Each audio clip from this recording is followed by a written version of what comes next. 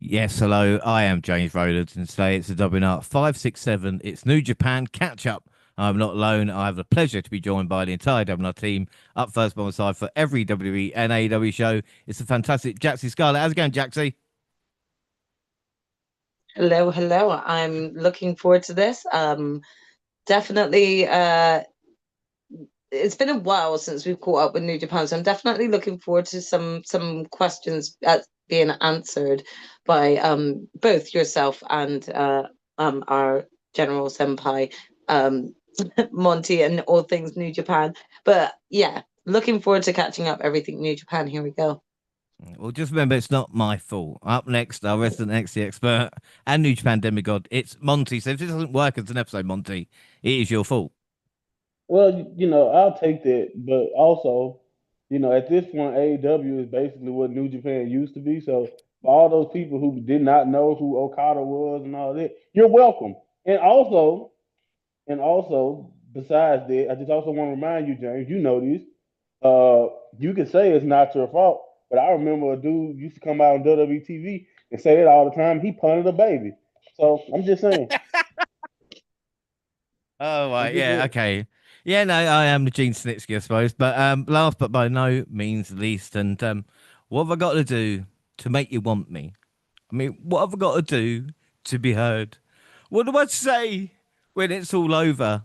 And sorry seems to be the hardest word. I mean, it's sad. It's so sad. It's a sad, sad situation, and it's getting more and more absurd. It's sad. So sad. Why can't we talk it over? It only seems to me that sorry seems to be the hardest word. I'm sorry. It's Gina, everybody. How you going? Thank you for that intro yet again, James, and it's going well. I never say sorry. So No, yeah, it's definitely a hard word.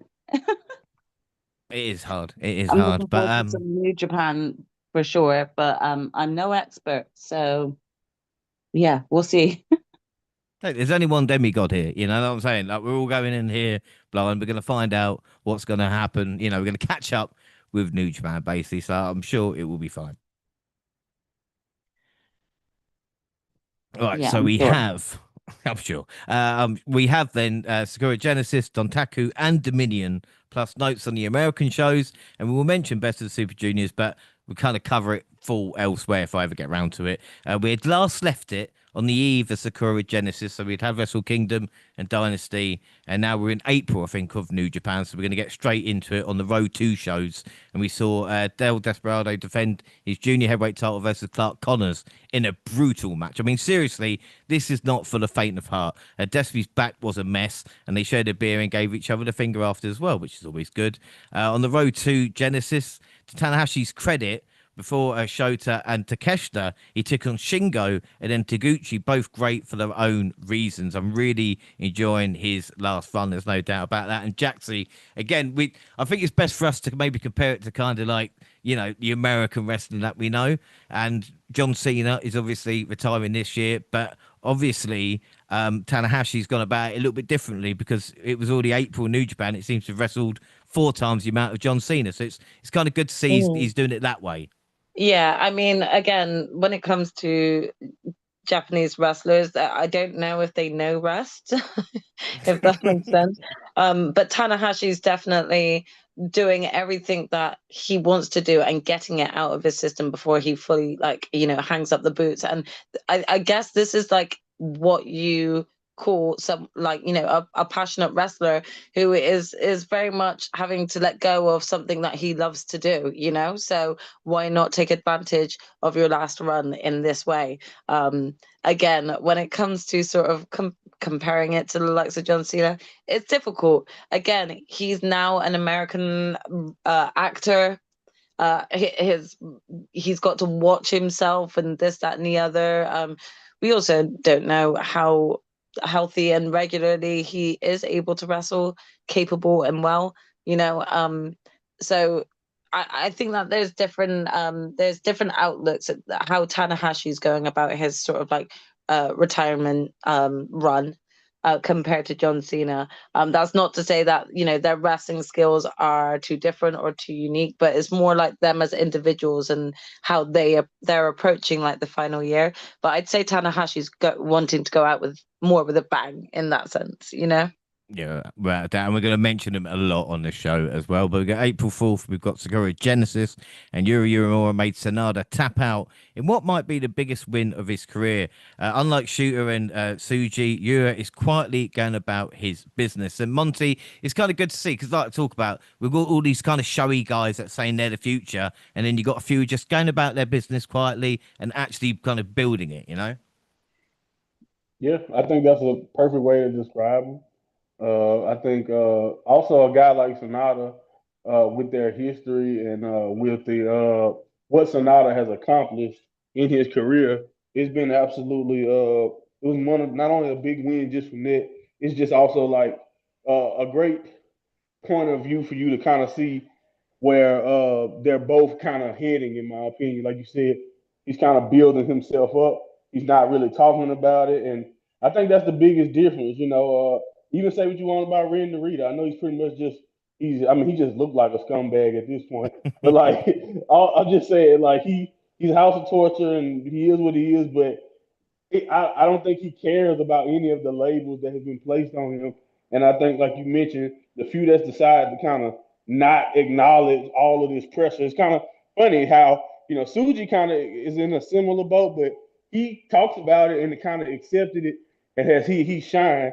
And I think Shelter Umino is kind of the point of where it's like maybe he was not necessarily in his performances, but in his character arc you can see a lot of that pressure that he puts on himself and what he's told himself from day one about being this new generation and being one of the flag bearers for the company going forward. It's kind of taking a toll in different ways in Schultz's art. But yeah, 100%. This is one of the biggest victories for you know, excuse me. This is a huge victory, and it was just great to see. And he made him tap. So I mean, Yeah. what's more definitive than that? You know what I mean? So again, from my point of view, it's very hilarious because I don't know what I think the pandemic it needs to be studied, in my opinion, what the pandemic possibly did to a lot of the people who were forced to carry New Japan during that time. Because like the you can just look at Sonata's body and a lot of stuff he's doing with the he's I'm not saying he's a comedy act, but he's nowhere near where I thought he always had the potential to be, Mm. which is top of the car. And even what we kind of see when he was world champion, it's kind of hilarious. It's kind of crazy when you think about where he's at, and like we'll talk about more of what he starts to do also on Yeah. this show. So we'll talk Yeah. about Sonata again. But yeah, I just found that interesting. But you're 100% right. I think he's went about his business completely differently than some of the other young guys. But he's probably has or started to build. Uemura has started to build one of the strongest resumes for himself, which is saying, really, really cool when you really think about it.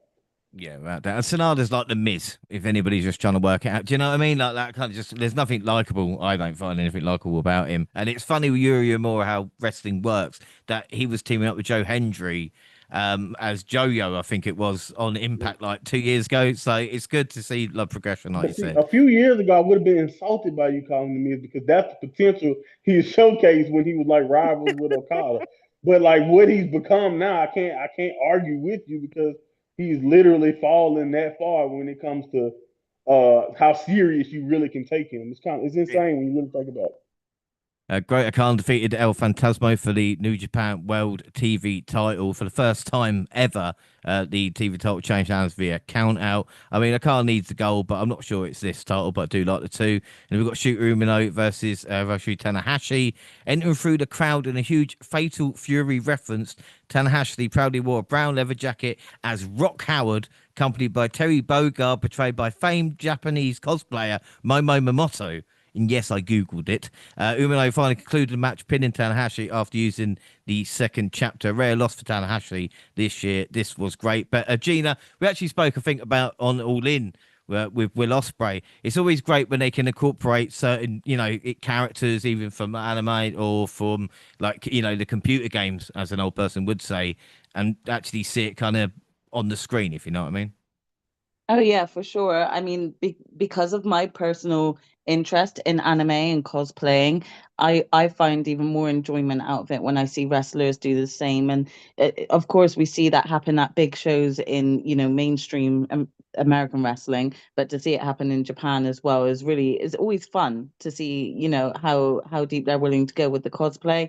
So yeah, it's always fun to see, and it brings like a bit of fun to their entrances, and some of the fans in there who are also anime fans really appreciate that, especially if there are certain characters within wrestling who emanate the same sort of characteristics as certain game characters or anime characters. So it makes more sense that they do play onto that, because that gets them more hype too. Yeah, without a doubt. And again, a big victory for Umino there over Tanahashi. House of Torture, Ren Narita, Show, and Takahashi defeated Bullet Club War Dogs, which is Dread Manoli, Gabe Kidd, and Ishimori for the Never Openweight six-man tag team championships. Sonata and Clark Connors entered the fray, with Sonata teasing a guitar shot to Narita for smashing it over Maloney's head, and Narita took advantage. And post-match, Sonata ripped open his jacket within a House of Torture t-shirt, thus defecting from the War Dogs. Kid, Ishimori, and Connors chased the opposing factory away and tended to Maloney. I mean, honest to goodness, I mean, Jaxie, it's hard enough keeping up with stables when you've got Sonata seemingly jumping into different Yeah, ones each month. Do you know what I mean? I I think it's was just about I was about to be like, right, hold up, because I swear it wasn't only recently that he joined up with the War Dogs. He's becoming a little bit of a bike, isn't he? He's like, nah, this faction don't work for me. I'm going to the next one. And yeah, I was completely shocked. Out of all the factions that are in New Japan, never did I think that Sonata was gonna go to the House of Torture. And not only that, but it just kind of goes back to what you were saying, and what Monty sadly is now in agreement on, which is like he's taking on this Miz type role. And I think we'll discuss it further. But some of the looks that he is coming out with is fucking atrocious. So I don't know what's going on with this man. I think he's having a bit of a meltdown. I think he's having a bit of a crisis, like an yeah. identity crisis, a little bit.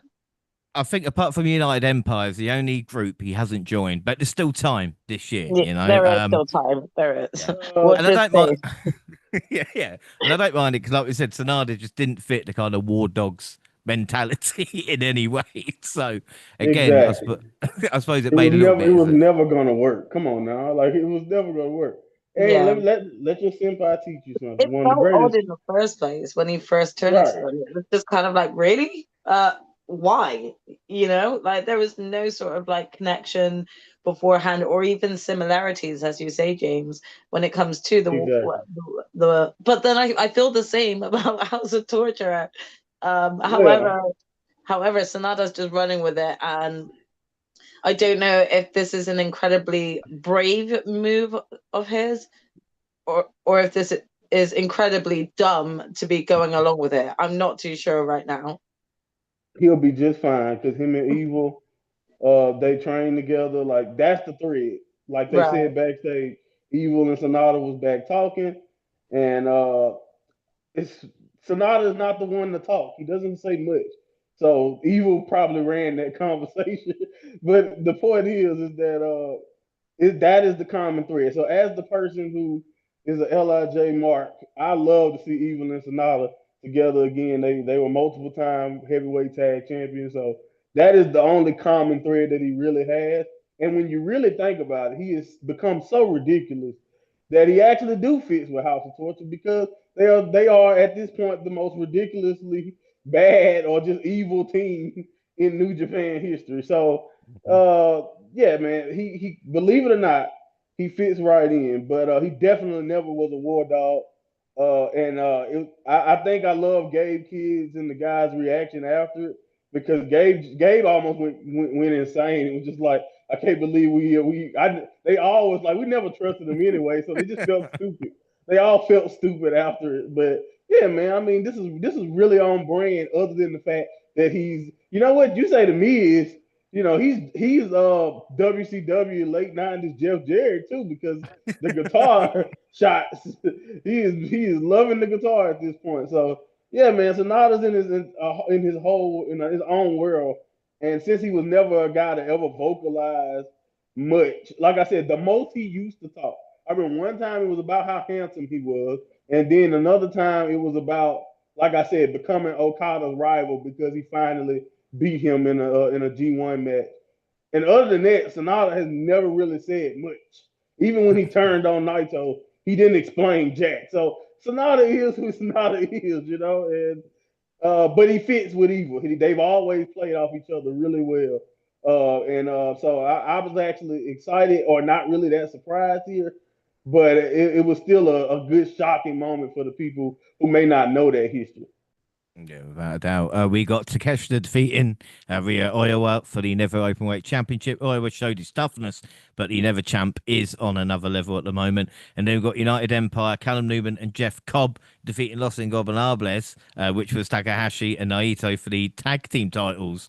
What's weird, Gina, is that Cobb is now in WWE as we speak about this. And again, obviously, we know what happened with Naito. So I should just ask, is it everywhere that the tag team division just seems to be fucked up at the moment, apart from on SmackDown?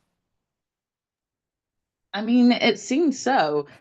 Yeah, it was really weird because I've recently watched these shows um, to be as familiar as I can when coming into this pod, and seeing Jeff Cobb coming out for this championship with Callum Newman. In my head, I was like, okay, they're going to lose this then because obviously Jeff is with WWE now. Mm. So it was still a surprise to me to see them get that win. And yeah, it's just weird because you know him as that on there, but then we have to revert back to JC Mateo for WWE now. So it's all mixing up. And yeah, at this moment in time, it seems the tag team divisions are in a bit of trouble. I think some inspiration is needed on one of the shows to say this is how the tag team division should be done and the rest should follow. But yeah, they do need some help, and I'm hoping this summer they'll really focus on the tag teams in all like venues, and trying to get them and their storylines fixed up, and at Mm. least be a bit more consistent. That's what we would like, more consistency with our tag teams. Well, because we've got the tag league coming up later on the year. Like you said, it could be a mess. I mean, last year's wasn't great, so hopefully they'll be able to sort that out. And of course, with the loss, Naito blamed the leader, and Tendero isn't dead low. And then we got Yota Tsuji defeating Evil for the IWGP Global Heavyweight Championship. There was too much shit going on to cover. Usual House of Torture nonsense. One surprise though was Tsuji's brother. Yota won, so we can move on. Hopefully, get a match with Shingo. Tsuji called out Yuri Uemura, who he made his way to the ring. They agreed on a date. But I mean, Jaxie, I mean, I don't want to say anything, but Yota Tsuji's brother's pretty hot as well, you know? You That want to be was that his guy. brother. Yeah. Okay, I did not know that, but yeah, yeah, I didn't know, I didn't know that, but yeah, I mean, Suchi, no wonder he kept it quiet because he was like, no one should look at my brother. Well, got it in genes. But beating Evil, though, is the right result, isn't it? You know? Oh yeah, definitely, absolutely, and I was quite surprised by it, like by the call out, to be honest, because I thought someone might come towards him and like put that challenge forward. So I was quite surprised that he was the one to put the challenge forward. Mm. And then the main event, Hiroki Goto defeated David Finlay for the IWGP World Heavyweight Championship. That was on the line. A series of three GTRs dedicated to his children and the world saw Goto ultimately victorious over Finlay as he gained the pinfall. He celebrated the win, thanking his children and the world for fighting alongside him. Announced he knew he wanted the next and called out Shooter Umino. Fully dressed yet emotionless, Umino obliged an appearance, nearly entering the ring but leaving after hearing boos and re-entering after Goto's request and accepting a title match for Windy City Riot. I mean, Monty, there's a lot going on here, obviously, when it comes to Goto, but with Finlay, it was all about what Finlay did to the champ in front of his children. When was it? Was it last year or just before Wrestle Kingdom or something like that? Can't remember. You're right. It was last year. I'm not. Yeah. I'm the exact date is a little bit, but I think it was over the belt, the global belt, right, or something like that Mm. at the time. And yeah. And he embarrassed him right in front of his kid. And yeah, I mean Goto again at that time, Goto still had the moniker or the stick of just being that guy who was just almost there, always being there. So for him to kind of reverse that role and be the guy who's on top, and then actually be able to get it done in front of his kids and in that fashion, like you mentioned. And then and not only that, this was just it was a hell of a match too. I think I kind of figured Goto would be able to do it, but I thought they did a really good job of like teasing Finley still being just right there, because you can tell with the anticipation in the crowds a couple of times. And I think that's probably, and as we will see as we continue to go on with Goto's reign, I think that element of it is something that we don't really see, especially in modern day pro wrestling. I mean, think about even as much as people wanted Moxley to go down, it was still for a while, in my opinion, a time where you're like, oh no, Moxley's not going to lose, or we know about Roman's reign, or even with Cody, and now we get to Cena, and we to the point to where it's like, yeah, Cena is this and that, but I doubt he'll lose this one. But Goto, because of his history of always being that guy that can put on an impressive performance and be just right there, but he has a history of years of not being able to win the big match. And for this version of Goto, this newer version that became champion, and still being able to show that heart, that passion, which is another thing that is just unmatched by Goto at this stage of his career. Again, I think his run and matches like this is a great example of why his run was so necessary and been so great for this company in this stage, in this era where we're not really sure what to even really call this era. We're in a transitional period right now, and I think Goto, as a vet, stepped up in matches like this with another great young talent who, by the way, is rumors. It's the reason why I'm not off the David Finley bandwagon, but because of his ties to WWE and just his history in this company, even AEW, we know that he's getting worldwide interest as one of the top guys in probably the second guy in the company next to Zack Sabre Jr. So we know Zack don't want to go anywhere, but David Finley's future has been in the air. We don't even really know the details of his current contract situation. So, but for Finley to still be, in my opinion, one of those guys, like I said, that's the reason why I figured Goto would win. But they did a good job in this match, still making you think, oh my God, Goto, he might lose this. So again, this was a really great match. I would definitely recommend people to go back, and if you don't even watch the show, definitely check out this main event, because Goto and Finley gave it all. Yeah, well, like you said, not only was it a great main event, but a great show overall. And Gene, I don't know about you, but do you think it's because the product's getting better, or just because we know the talent now and because we understand it? Do you know what I mean? It's maybe clicking more into place. But I think like that whole show itself was like we knew basically everybody, seen them before and kind of know their journey, if you know what I mean, in a weird way.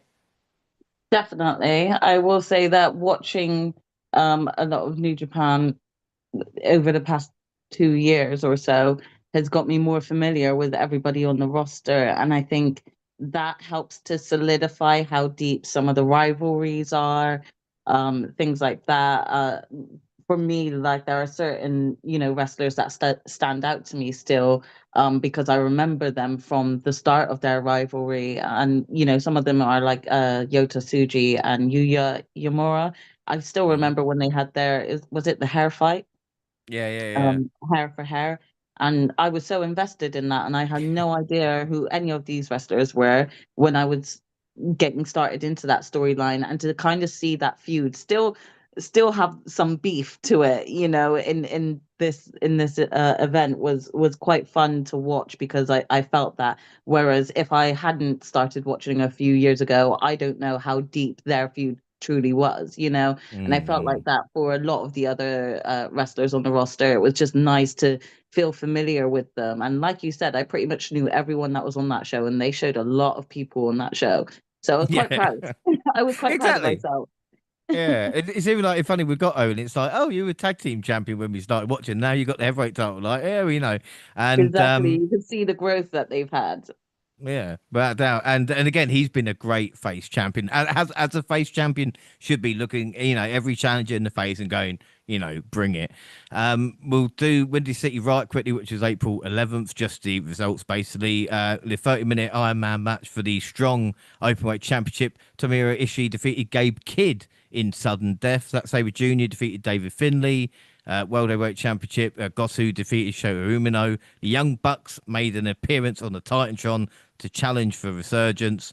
The Never Openweight Championship match, Takeshita beat Roshi Tanahashi. This was a banger. This was Tanahashi's last American match. And Monty, again, I don't know if it is or not, but he's wrestling the best that I think I've ever seen him. It's just a shame I missed him in his prime, but you can tell just what it means to him. And Takeshita just seems to be another level now as well.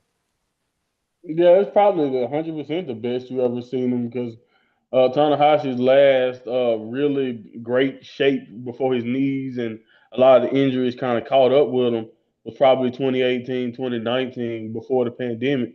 So you got to think about it. By the time we were all covering this together, Tanahashi had been through the pandemic. He's slowing down in a lot of ways, and he was like before that around 2018, he was still kind of injured and slowing down, but like he still was top level Tanahashi, and I think it's kind of crazy when you think about, like you said, how much he's been able to put into some of these performances, and I think it's like you said, it's just a completely different mentality.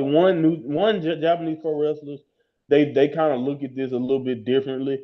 Like mentioned earlier, to compare to John Cena is a fair comparison because of who they were for both of their promotions for so long, but it's also unfair because we know John Cena is not only hasn't been full time for a long time, but he also has other obligations that we know are most likely playing a factor in just how much he could give us. But like you said, for Tanahashi to be able to be doing this with young talent, up and coming talent, people he have a history with, people he don't have a history with, friends, new opponents, for him to be doing so much to on his way out, just in my opinion, is a testament to, in my opinion, that he's stopping because I don't think his body and also his new responsibilities as being one of the heads of leading New Japan from a backroom point of view.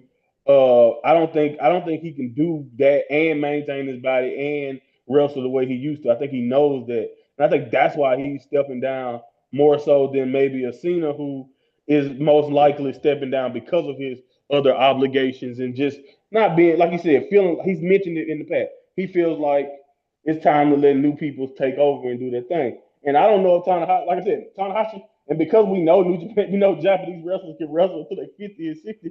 I don't know if Tanahashi would tell you I'm moving aside because I think Shota Umino or this guy could be the guy. No, he's doing it because he feels like I said, his body is different and he just knows. And honestly, whether people want to admit this or not, do not underestimate the effect of a guy like Okada leaving, and then like the stuff with Naito now, Shinsuke Nakamura being gone. Like his entire era of guys, for the most part, are either like a Ishii and still doing their thing, and like Goto and all that. But Tanahashi was before a lot of those guys. He kind of watched them become who they became. But to see a name like Okada leave, to see where Naito is now, a lot of these guys that he kind of mentored to be those next guys are gone from New Japan. In my opinion, that plays a factor too in your willingness to go forward and as far as an in the ring aspect. But in my opinion, like you said, James, he's definitely been performing top level, and that's just a testament to how much I think he still really cares. I just don't know how much his body can take at this point. Yeah, but this was really emotional and a good show overall, a bit long. And then Road to Dontaku, April 19th, Tanahashi beat Jeff Cobb. I think I've watched every match of Tanahashi this year, actually, and there was thank you Jeff signs. He was crying before they locked up, and he also vacated the tag titles, but more on that in a minute. I mean, Jack, see, the thing is like, it's all well and good crying and go, oh, I miss him, but you are leaving, aren't you? So again, it just seems Wow, a you bit. sound like Naito used to. Well, yeah, but it's true though, isn't it? Like you're going to pasture. I know it might be upsetting, but if you Yeah, cared that much, but you'd stay. I mean, but you can't deny that there's some people that actually do have like probably great memories from there. Um, I don't know how many great memories Jeff Cobb probably had, but he clearly made himself there, so he got emotional towards the end. Sometimes it can happen. Give the man a break. All right, fine. Monty, where would you rate Jeff Cobb? Like I said, New Japan run. I know it wasn't legendary, but I remember he was the guy that kind of beat Okada in G1s even back in the day, if you know what I mean. Yeah, I mean, he was always a formidable opponent. I mean, he probably had the number up on a lot of guys 1-on-one. I would put him kind of in the Goto category when it came to like the big matches. He never really was that guy, even though he definitely won his share of titles and tag belts and open weight titles. Like he's done what he's achieved a lot. And like you mentioned, I think his name was set. I mentioned Naito because Naito said that when Shinsuke left, and he said that when Okada left about crying in the ring. And I don't know how deeply we're gonna talk about Naito, but Naito also cried. So as much as as much as I want to say, it's like you can say that all you want, but like it's an attachment. Jeff Cobb mentioned it in his backstage interview where he almost cried again. That he has an attachment to that place, because like mentioned that not only is that the place where he kind of found himself and became who we know, but and I'm gonna be honest with you, Jeff is 42 years old or in his early 40s. He mentioned he watched his dad pass away. He didn't watch a lot of stuff pass away. He probably just want to be closer to home. To one factor, and then also whether it's greener pastures or whatever it is. Like I said before, and I mentioned it when I talked about my one of my goat Shinsuke. WWE style is not New Japan style. He don't have to wrestle half as long, half as much, and he probably get paid more. You know what I'm saying? So Mm. to talk about somebody who in their early 40s and try to act like you wouldn't take the comfortable job at this stage of your career, it's just that's just speaking out without knowing all the facts. In my opinion, I'm never gonna say he probably don't care. And I just think sometimes as New Japan fans, when you see a guy leave, you just don't want him to go. That's all it is. You don't want him to go. You want him to stay. You want that, so you say stuff like that. But to be honest, it makes perfect sense in my opinion. At least from a perspective of the individual, I get that. Mm. But again, Jeff, in my opinion, achieved about as much as you can achieve as a foreign. You gotta understand. A lot of people act like when you're a foreign guy in New Japan that, oh man, if he didn't become world champion like Kenny Omega. Kenny Omega did a lot of people that did a lot of stuff that most foreigners did not get a chance to do in New Japan. Like he was that guy. He's the only one to ever win the G1 out of all the great foreigners we know have been over there. So to win championships, to be prominent for the last 8 to 9 years in the New Japan circles, and like you said, having victories over Tanahashi, having victories over Okada, having victories over Naito. I mean, Jeff Cobb established himself greatly over there, even if he was never the guy, even if he never was an Osprey or a Kenny Omega. Yeah, nah, fuck him. Sonata teamed with Ren Narita and Kanemaru for the first time versus Driller, Ishimori, and Gedo, Renpin Gedo. Building towards the dog pound steel cage match. I hope it's not like last year. And LIJ faced just three of them actually, as Yoshihashi and Uno in an elimination match. And Bushi confirmed his with Naito. And I wasn't going to mention it, but Monty, seeing as you did, one thing I can get with, and Gino, I'll ask you this, right? I can get with this, is Bushi going, you know what? I'll go with you. For a guy to stick with his friend, that means a lot to me. That does. That does. Oh, for sure. Especially because we know how often they like to show betrayal in wrestling. It's really nice to just see, someone staying loyal and, sticking with their comrade. It's kind of rare to find that nowadays. Exactly. Exactly. And Monty Naito leaving as well. But will he be back? I mean, it's been a couple of months since I think we talked about this on the anniversary show. So there's been a couple of months. Have you calmed down a little bit? I mean, he's seemed to be legitimately a freelancer. They won't let him have his music. He seemed to really be beefing with the company, at least from a perspective of creative ideas. But I don't know why he thought they would. I mean, New Japan owns the song, so it would have been nice if they let him have his song. But from a respect point of view, but I understand both sides of it. Right now, I think he's just getting himself together. Like, you gotta understand, man. The guy had like 2 eye surgeries in the last 8 months. He got to get his knees together. I heard he was possibly seeking stem cell treatment. So I honestly believe right now, until him and Bushi start doing freelancer dates that I haven't really quite heard much about, until he start doing other dates around Japan or maybe even America, I think he's going to get himself together health wise before we can make a decision. Now, will you see him back? I'm pretty sure because he's a freelancer. I don't know if he'll ever sign another exclusive deal, but because he decided to be a freelancer, And because we've seen a lot of people, we're gonna see Tajiri, we've seen a lot of Jun Akiyama, we've seen a lot of people who usually, I mean, Suzuki has been a freelancer for as long as I've watched Suzuki. Suzuki was a freelancer from his whole Suzuki Gun run in New Japan. He was a freelancer. He still is a freelancer. So yes, he could definitely possibly come back. But the fact that they're already kind of disbanding the idea of LIJ and all that, it seems like the company has moved on from what we come to know Naito and LIJ to be. And it sounds like Bushi and Naito have moved on too. So I mean, to me, I don't know. I don't know when or how we will see him come back, but it's hard for me to believe he will never be back. But yeah, the way it was, I don't think it'll ever be that way again. The contract talks broke down. And again, it is what it is. I actually at this point, because I saw how many people were emotional and talking about what it's gonna be about, like Tachi, like really his comments about, because he's 100% right. Guys like Tachi, Goto, Yoshihashi, they was here when that big three Tanahashi, Okada, and Naito were dominating. So now it's up to the guys like that to lead for these young guys. Everybody keeps saying, "Oh, the young guys got to step up. Young guys got to step up." Yes, for the future they do. But guys like Tachi and some of these older people of the roster, we see what Goto is doing. Those guys, Ishii, those guys are going to have to help get us there to that next era, because I do think that's important too. So I don't know. I mean, I've definitely come around to the idea. It's still very weird to me because I just can't picture Naito anywhere else or doing anything else. But at this stage of his career, I just hope he's getting his body and mind and stuff together, because I don't even want to do one eye surgery, much less two in the last 8 months. Mm.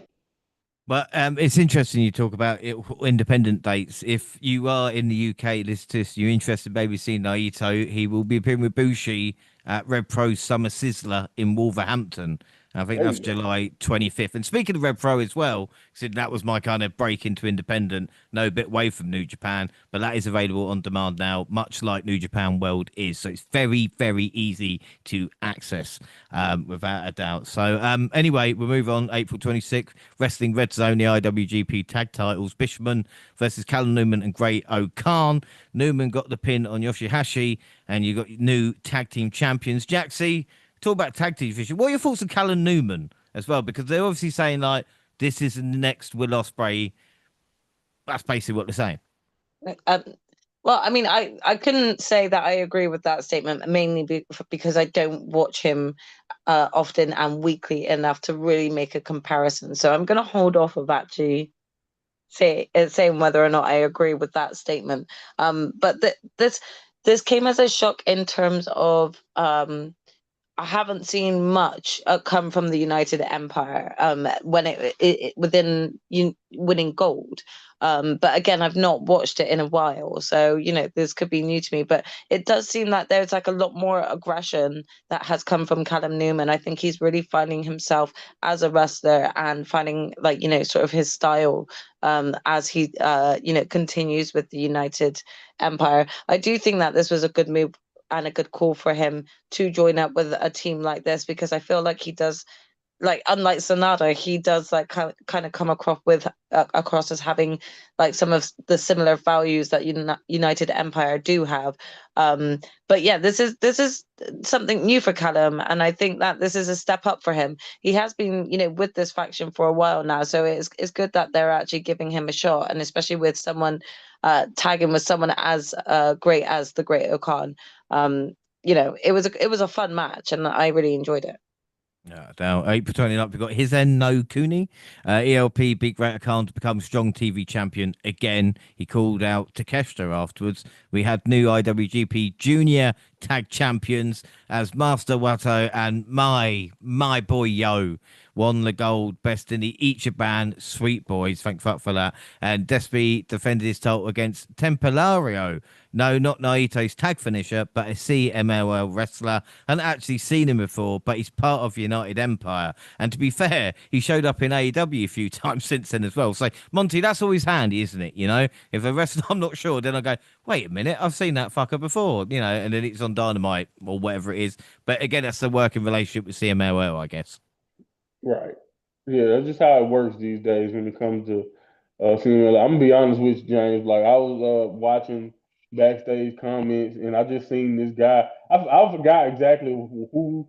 I think it was Jeff Cobb's speech when he was ready to leave, or it was something like that. And I'm like, who the hell is this guy in the mask with the with the United Empire colors? So it definitely made me, try to seek out like more information. But yeah, it's kind of like Teton for Lij, who was always kind of recognized as a member, but he's spent most of his time in CMLL, so he's kind of like one of those, like he's like not a fringe member, but yeah, kind of like one of those type of deals. And like you said, AEW is great when it comes to CMLL. Not necessarily getting to know the people, but you will see them. You will see they will pop up. But they love that. If it's not Mystico and maybe Hechicero, I've gotten to know the Beast Tortos from AEW. So again, I don't know most of these guys. I wouldn't know them at all. But thanks to Tony Khan's erratic booking and seeing them every now and then, I've gotten to know them. So Yeah. that's a plus, I guess. Exactly. It's good. Collision's there for a reason, I suppose. We move on to Dontaku, May 3rd. We've got El Fantasmo versus Takeshita for the World Television Championship, ending in a time limit draw. And you will not go wrong seeking out this match, actually. One point, Takeshita collapsed for he could do a run knee and it heightened the drama. Even CD was playing possum. I don't care. Gina, like I talk about, Takeshita can do no wrong. You know, if we were doing, and we don't, like a 6-month award, he would be my, wrestler of the first 6 months of the year because everything he touches is just shit hot at the moment. Yeah, for sure. He's really hype in both AEW and New Japan at the moment. He really did smash it. This match is one for you to go and watch. It was just so good, and there was such a great back and forth. And like you said, I like the fact that he played possum. It kind of gave a little bit of a, Eddie Guerrero vibe because he was quite the possum player. But again, I just still love it, and I think like Takeshita still is in his hype era, and I think he needs to continue to be pushed because he's definitely popular with not just backstage with other wrestlers, but he's popular with the fans on both the American side and New Japan side. Yeah, exactly. You can tell what it means to him because, again, you heard stories of him wanting to apply to New Japan and being rejected and, having to work his way through and, doing a thesis on like German suplexing. So you can tell the guy loves wrestling and it obviously kind of shows. Speaking of people that love wrestling, well, Zack Sabre Jr. defeated Hiroshi Tanahashi. And again, this wasn't too bad, but Jaxie, I'll ask you about Zach's booking because obviously, as a former world champion losing it, he's there in the picture, but not kind of in your face at this moment in time. It seems, still picking up victories over the likes of Tanahashi. Yeah, that was a good match as well, but with Tanahashi, I think both of them like really showed their strengths and they worked really well together. Um, but I did kind of have that sort of lingering question myself with where's Zach going from here though? I mean, as much as it's great to have a defeat over, a legend such as Tanahashi, where is he going from here? Because I really haven't seen much or heard much of many accomplishments so far coming from Zach since losing that title. I'm just wondering, like creatively, where he goes next from here. Like, does he do another attempt and a run at the going for the title again? Does he go for a different title this time? Does he look to go to the tag division? I'm not too sure. Maybe Monty has a better idea of maybe the stuff that's been foreshadowed. But so far, I'm kind of not sure where things are leaning for Zach in terms of for the rest of the year and what they've got planned out for him. Well, we shall find out as we continue the show. Up next, Shingo defeated Shota Umino, a pumping bomber so powerful it could have been felt in the arena. Somehow wasn't enough to put Umino away, left the crowd in rapturous chants from the Dragon, and Shingo ended Umino with the last of the Dragon for the win. As Umino lay with bloody nose, Shingo shows signs of disrespect and smack talked him, and then Takeshita at nearby commentary table. But again, Monty, I can see why you like Shingo so much because and again, if I was going to compare it, it would be Sheamus. Do you know what I mean? Like it's banger after banger, and he'll put his body on the line. That's why the hell I want. That's why I want Sheamus to give him the G1 and fight him one time. I know I know the height difference might scare people, but I promise you, Shingo will be able to match that physicality with Sheamus. Believe it or not, that was definitely would be a classic in my opinion. Yeah, man, Shingo is just he's unbelievable, and like he's always been that way. That's why I figured if they were going to keep the Lij brand alive, I know Hiromu was like honor is basically been anointed leader by Naito because of their relationship and their history. I mean, they known each other 16 years, so I get it. But like Shingo said, he wouldn't have never joined Lij if it wasn't for Naito and Bushi because they trained together in the same gym in Hamaguchi gym back in the day. So it's a lot of history there. And Shingo is definitely one of my picks as like the heavyweight leader because he's just there, man. He's always going to be one of those guys, in my opinion. You mentioned Zach, in the title picture, but Shingo's another one of them guys who, in my opinion, no matter what other belt he's fighting for or whatever else he's doing, he's a guy who's always hovering around and possible, in my opinion, to be world champion again because of, like I said, he's just consistent. You can count on him. He's just one of the best in the world by far and have been that way for a long time. And you mentioned the disrespect after the match, but he also he kept that disrespect going. Shota Umino was like, "Oh, Shingo, basically, I would love to fight you again and again because you make me better." That's basically the energy that Shota was giving in his interview. And Shingo was like, "Man, I can't believe y'all thought this guy. Y'all, come on now, y'all don't think you better than me." She goes literally like, none of you guys in this room think Shota Umino is better than me, and that's basically the energy he was giving off. And like, I love that because that's just the energy that Shingo always has. He's one of the best in the world. He knows it. He fights like it, and he's gonna bring that fight no matter who it is. And Takeshi, another guy who basically, like from a size perspective, you think, oh, why Shingo think he can? Man, Shingo will knock, and as you will see, he can knock the hell out of Takeshi. So yeah, man. Shingo again. He's my energy. I'm not the tallest guy either, so I'd like to think I'm like a short tank like Shingo in a sense. So Shingo, everything about Shingo, in my opinion, is just makes him one of my favorite wrestlers in the world. And yeah, he's definitely picking up that slack for me for a guy who losing his favorite wrestler. Shingo is definitely one of those guys who I can definitely place for a reason to keep up with what's going on because, like you said, man, you can count on him to go out there and give these type of performances. Yeah, without a doubt. Like you talk about, Shingo is just a different level. And then the main event, Bullet Club, War Dogs, Clark Connors, David Finlay, Driller Maloney, Gabe Kidd, Taji Shimoshi defeated House of Torture, which was Evil, Ren Narita, Sonada Show, and Kanamura in a steel cage, dog collar match, whatever you want to call it. And Crimson Soap Kid, where Narita's biting off his skull with a headbutt and a lariat, and they grind each other's flesh on barbed wire wrap table, painted everything with their claret. Kid then concluded the match with a pole driver to Narita on the side table for the win. So the House of Torture are now out of Bullet Club. But it wasn't over there as Evil handcuffed Finney to the cage and wrapped the steel chain dog collar tightly around Finney's neck, leaving him to hang in unconsciousness. So Gina, I mean, I was like, and they're the winners, are they? Do you know what I mean? Like, Finley's the winner. Yeah, I mean, again, at this point, I just had no idea which way it was going to go, so it did kind of shock me when the ending hit. I was like, oh, okay, that's what they're doing with it. But yeah, I wasn't mad at it. It was still entertaining. Everyone wanted to kill each other in this match, and I was kind of here for it because it's not something you don't see as much brutality like this usually in New Japan. So it was still quite interesting take to see. Yeah, but again, I mean, compared to last, I mean, last year's ended careers. You know what I mean? So maybe they had to tone it down a little bit, which I I don't know think why they is decided to do correct. it again. That's Yeah, not a bad thing, though. We would like to keep our wrestlers, even though we want entertainment and we want chaos. We still would like them to come back next week. yeah. We got the Rita's Crimson Mask. I mean, effort from everybody, So again, this is kind of the fun that we have at the fair. Night 2, May 4th, Stardom Showcase with Hazuki. I'm going to get all these names wrong. Kogima and Mikey defeat Starlight Kid, Azume, and Yuna Mizumori. Tajiri.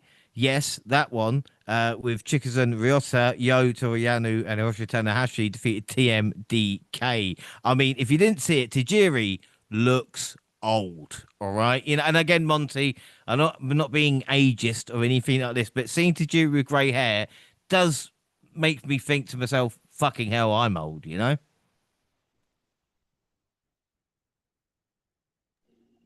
Do you really want me to break this to you, James? It wasn't that long ago Tajiri was in WWE, surely. What is it, 10 years I ago? had to Google his age. He's 54. Oh my God. He's Yeah, yeah. 54 and You he know, has a you head gotta of remember white he hair. Did he dye the hair I white? must admit, I was shocked to see no, how stark gray, he just gray Yeah.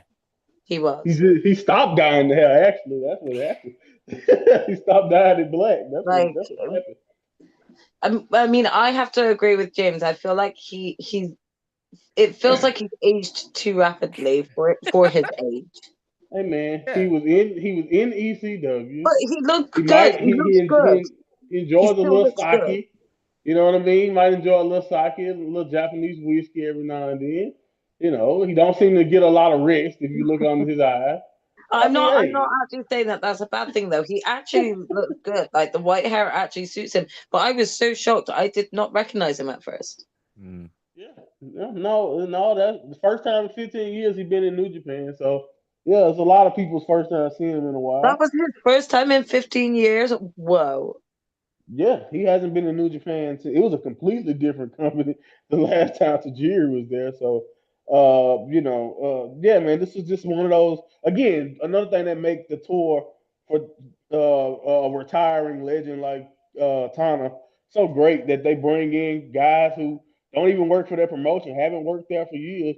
And again, like imagine if you could, bring Coach back to fight John Cena one night just because we know they were great rivals. You know what I mean? Like that's the type of Hmm. stuff that you're seeing here when you think about the quality of this retirement tour. And unfortunately, we know why stuff like that can't happen.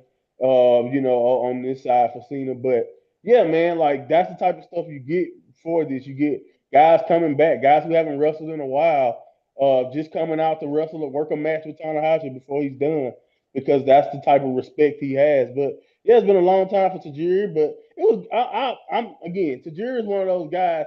I credit Shinsuke Nakamura for getting me into New Japan or getting me into Japanese wrestling fully. But before I knew anything about the world of Japanese pro wrestling, Taka Michinoku way back in the gap Hmm. when I was younger, and Tajiri were the main imports from Japan that spread it how great Japanese wrestling can be. From the kicks that Tajiri did and from the high flying style that Takamichi Noku used to do back in the day, like they really set a tone and really spread. They were great ambassadors for what Japanese wrestling was and what it is. So it's really cool whenever I get a chance to see Tajiri because I see them in like an indie show over in America, like one WrestleMania weekend, WrestleMania 35 in New Orleans, and like it was so cool to just watch him spit the mist in somebody's face. And like I had a friend who, well, not a friend, I didn't know him, but some dude in New Orleans wanted him to spit him in the face, and I'm like, you can do that, somewhere else. I don't you're not gonna get no miss on You me. get But paid yeah, extra, yeah, you get yeah. miss somewhere else. But it But was you're great. right. Anyway, I love the Jew. Yeah, no, you are right. Because again, a lot of people, I mean, I say a lot of people, even my generation, Great Mutas talked about Tajiri's like the Great Muta to me. And I know it's going to hurt a lot of Right. people. Go, how can you say that? But that is the first, like you said, that and Takamichi Noku. And it's wild in 2025. They're in matches back to back of each other on a New Japan show Right. Exactly. because Still the going. next, the But next match. again, to say that Sorry, he's go on. like 15 years out of the ring and he started off that match going one on one against Zack Sabre Jr. and he looked like he hadn't lost a day. He was keeping up with Zack and the tension was just there. It was so great to see that he's not lost that edge. Well, and how great for Zach as well. Do you know what I mean? To be involved in that, because again, if we're like this, he's basically the same age, so he'll have the same kind of memories. For sure. Right. You could even see the respect in Zack's eyes and he even shook Tajiri's hand at the start of the match to show that respect, which was really nice. Yeah, without a doubt. So we got Los Ingobernables, Takahashi, Shingo, Naito defeating just four guys, which was Tai Chi, Takamichinoku, and Umino. Naito and Busho, this was their final match, and and again, nice touch. As we see, the backstage comments was I don't say a little bit more emotional than maybe we expected, but I think a nice way for them to bow out. And then we had the IWGP Global Heavyweight Championship, Yota Tsuji defeating Uemura. This was the 51st singles match between the two. I mean, Jackson, we talk about, Cena and Orton been at it a lot. So these guys have faced off 51 times already. 22 were time limit draws. So Wow. you talk Yeah, I about as a young mean, lion. exactly. I think it also just goes to show you, I mean, there's going to be a never-ending feud between those two if they've already wrestled this amount of times against each other. I don't think neither one is letting go, but you could just tell like how well they work in the ring together. The trust is there, and they each time it doesn't feel like a repetitive match between them. There's real Yeah. animosity, and you can feel all of it going into that match. Neither one wants to actually give up and be the loser. So each time is very entertaining to watch them, and I think that they're just getting even better in the ring. They're improving so much, doing so much more, and keeping you enticed. Yeah, without a doubt. Gabe Kidd confronted Suji after the match. Yes, I'm all for that. And then IWGP World Heavyweight Championship, Rocky Goto defeated Callum Newman, and Goto agreed to defend the title against Zack Sabre Jr. at Resurgence, and Shingo gets his title shot at Dominion. And Monty, this is what I'm talking about, because Callum Newman, yes, not a big challenger, but then is like, yeah, I'll take you. Zack and Shingo said, I'll take you both on. Just work out the dates. That's the champion I want. Exactly. I mean, he's taking on all competitors, and like I said, it's a confidence that you kind of have. Like, and I have no problem admitting this, or at least thinking this from my perspective, especially when you think about the World Heavyweight Championship and what it's been going through. And like I mentioned, as much I appreciate the story of, or at least I love what Moxley was doing, but I understand fatigue and a lot of fans, started not to. And same thing, same thing can be said with like the inconsistencies and what we've been going on with John Cena as world champion. But what you've been getting from Goto as world champion is just like on another level, in my opinion. When you just think about, like you said, a true fighting champion. The match output has been consistent. From the style of match he's working, and just like the performances you're getting consistently from him and from his opponents. And just like you said, the willingness to take anyone on, that confidence that, like I said, is a newfound confidence that he's never, even when he was open weight champion, those many times, he never was with this type, he never fought with this much passion and energy. And I believe it when they say he's fighting for his kids, because that's the type of energy he's putting into this run. Which again, and you know how this business is, John. It's hard to kind of portray that something like that, because that's such an emotion, or such a situation that a lot of people may not even be able to relate to. But like he is doing a great job of putting off the energy of someone that every match counts to him, as if his kids are watching his every move, and this is the example he's trying to set.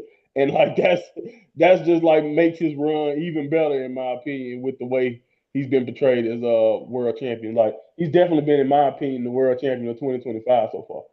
Yeah. And to be fair, he's probably been my favorite world champion since I've been watching New Japan kind of full time, if you know what I mean. I Yeah, know it's just the vein, and I know other people. Again, I've heard people actually complain that he's defending his title against too many, young guys and old guys rather than top contenders. So I guess no one can be really happy, when it comes to it's always something. uh, championship. But yeah, you always comparing, aren't you? Like you talk about earlier, you Right. compare it to a card or a Omega or something like this, rather than actually what you got in front of you. But I guess that's a bigger issue for people.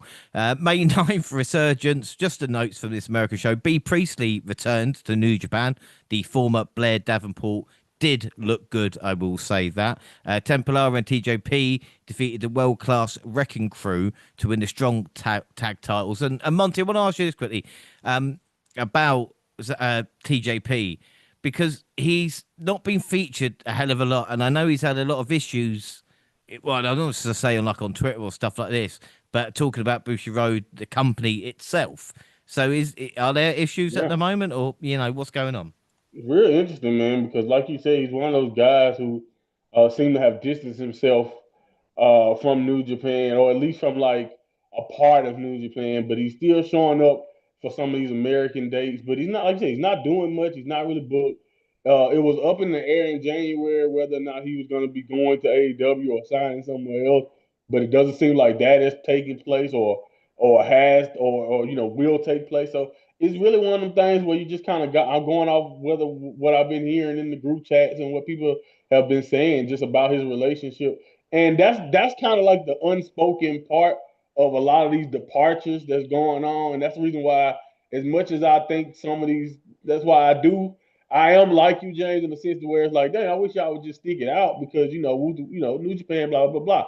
But at the same time, some of these relationships seem to be splintered, and like even with a guy, when you got a guy like Naito having problems, getting talking to the company and all of that, or doing that, I'm not, and then you hear the stuff with TJP, and then you just see like even Jeff Cobb and all of that people leaving. You wonder like, is it all just greener pastures, or is it because of that relationship with Boosie Road being a different game now than not what they signed up for, or not what they became used to over the years? It's really interesting, man, when you really think about it, because I'm like, I thought TJP had the potential to have a breakout year this year, to be honest, and he hasn't. And if you really pay attention, other than Best of the Super Juniors, I mean, it's kind of left Akira to kind of do his own thing in a sense, Mm. and like in a different role, which I'm sure, like I do think Akira can shine, but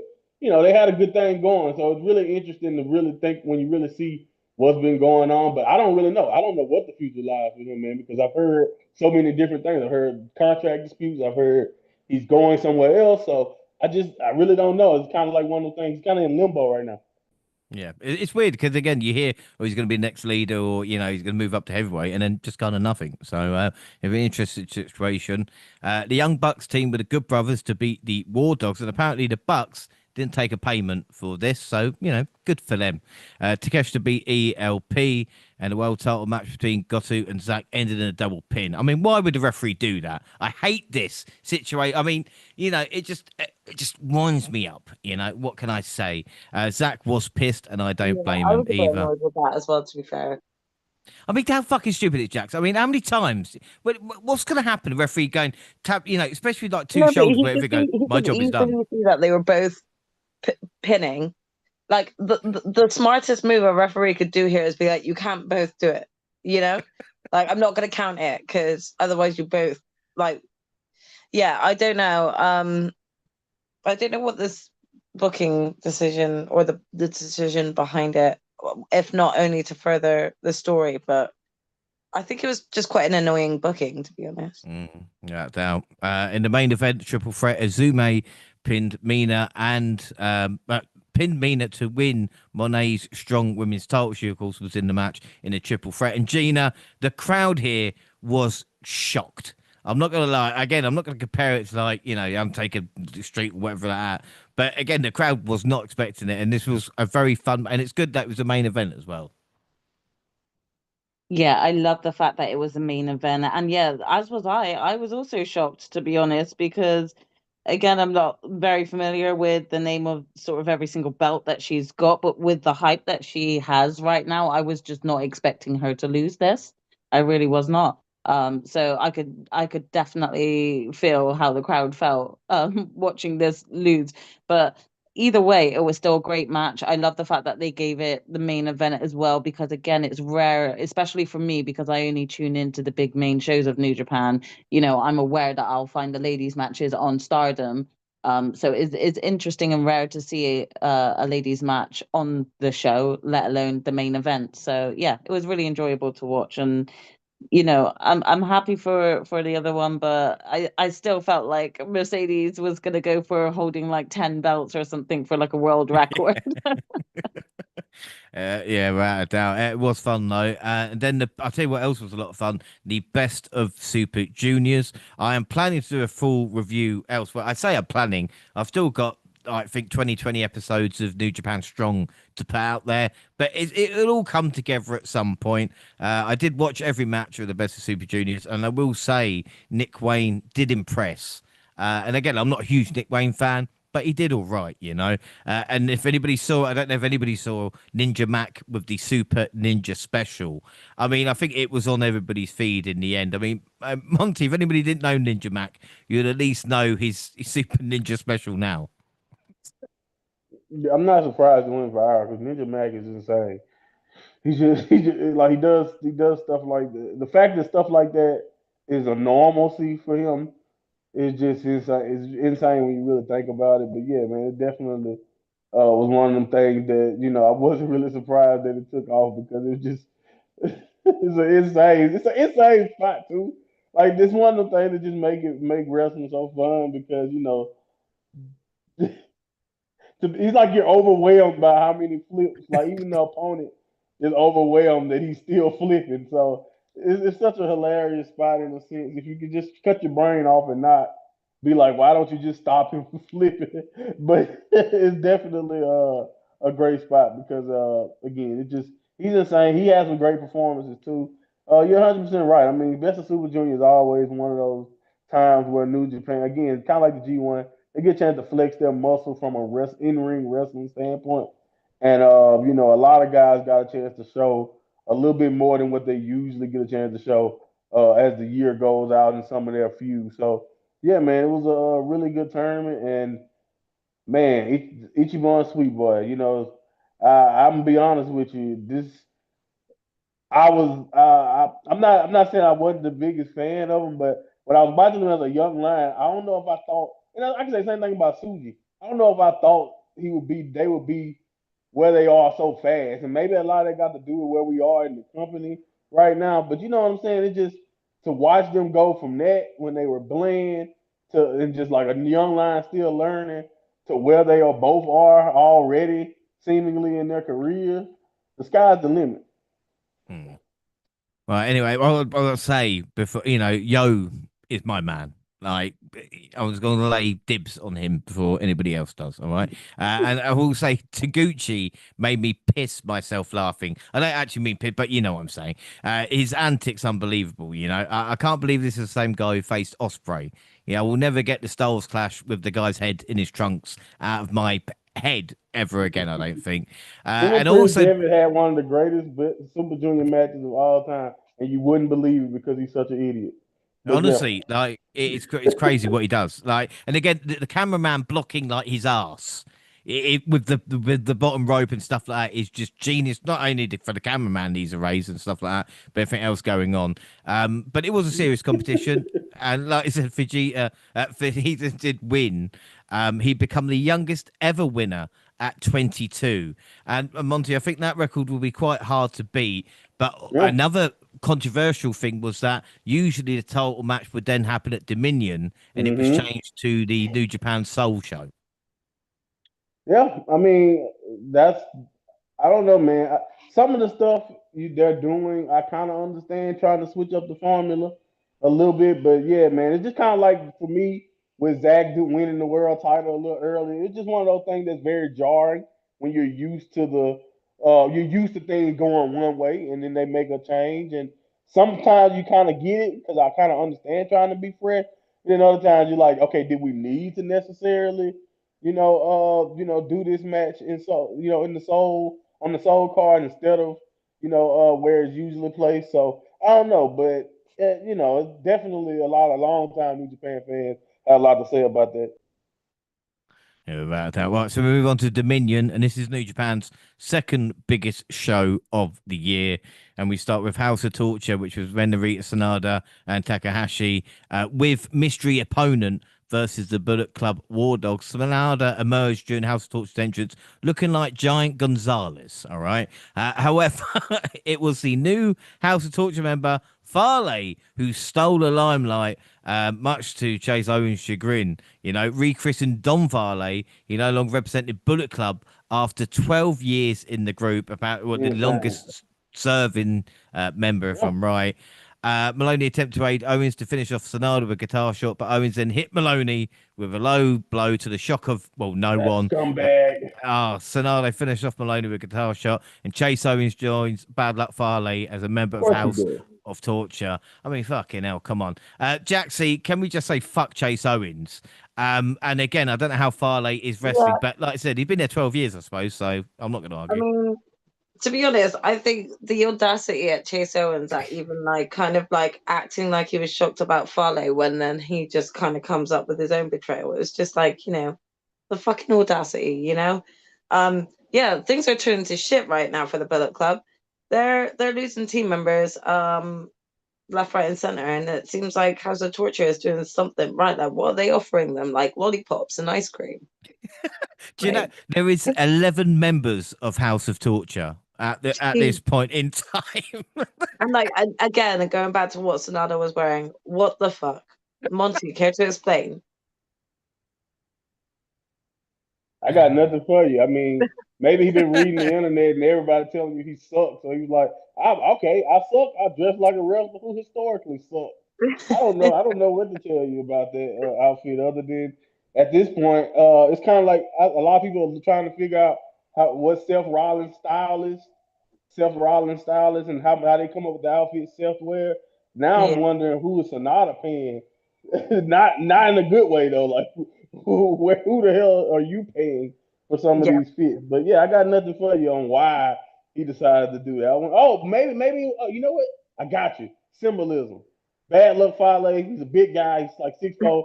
Giant Gonzalez. There you go. That's the connection. He was giving you guys a little tease. Right, Like right. we got a Well, big guy on our He's team so now. smart. He's so yeah. smart. That's why Monty's the best. TMDK, Roy Oiwa and Zack Sabre Jr. defeated El Fantasmo and Shooter Umino. Hiroshi Tanahashi defeated Uemura. And Gina, I don't know about you, but I'm feeling a little bit sorry for Yuri Uemura. Even looking here, I didn't know how many times he lost in the past few months. Even Tanahashi, who lost to Shooter and other people, still beats him. So I want Uemura to have his moment soon. Like I talk about, even losing in the hair versus hair match. Yeah, for sure. You got to think like he's kind of playing his due diligence now. Like, when is his uprise coming? Because he is on, like, he's being used a lot, but he is being used as like that man who's gonna always lose out to you. So it'll be nice to see his turn come up soon. Up next, this really fucking got under my skin. House of Torture, versus Master Watto and my boy, junior heavyweight tag team titles. But a show blamed Watto for the injury suffered to Kanemaru before revealing his new partner, returning Doki, and the pair immediately dispatched Joe on the outside. Show that Doki up for the basement dropkicks while he's held the champion's legs. Kanemaru revealed his injury was a ruse. Obviously, he spat whiskey in Yo's face, and Dookie skewered the his arm and knee into a hold that strained both to tap him out. As Show forced Joe to watch. I mean, not Doki. I mean, come on. Monty, what the fuck is this? Isn't this the guy who was challenging like Despy for most popular junior heavyweight, and now he's come back, and it's just what is this? What is this? What is this?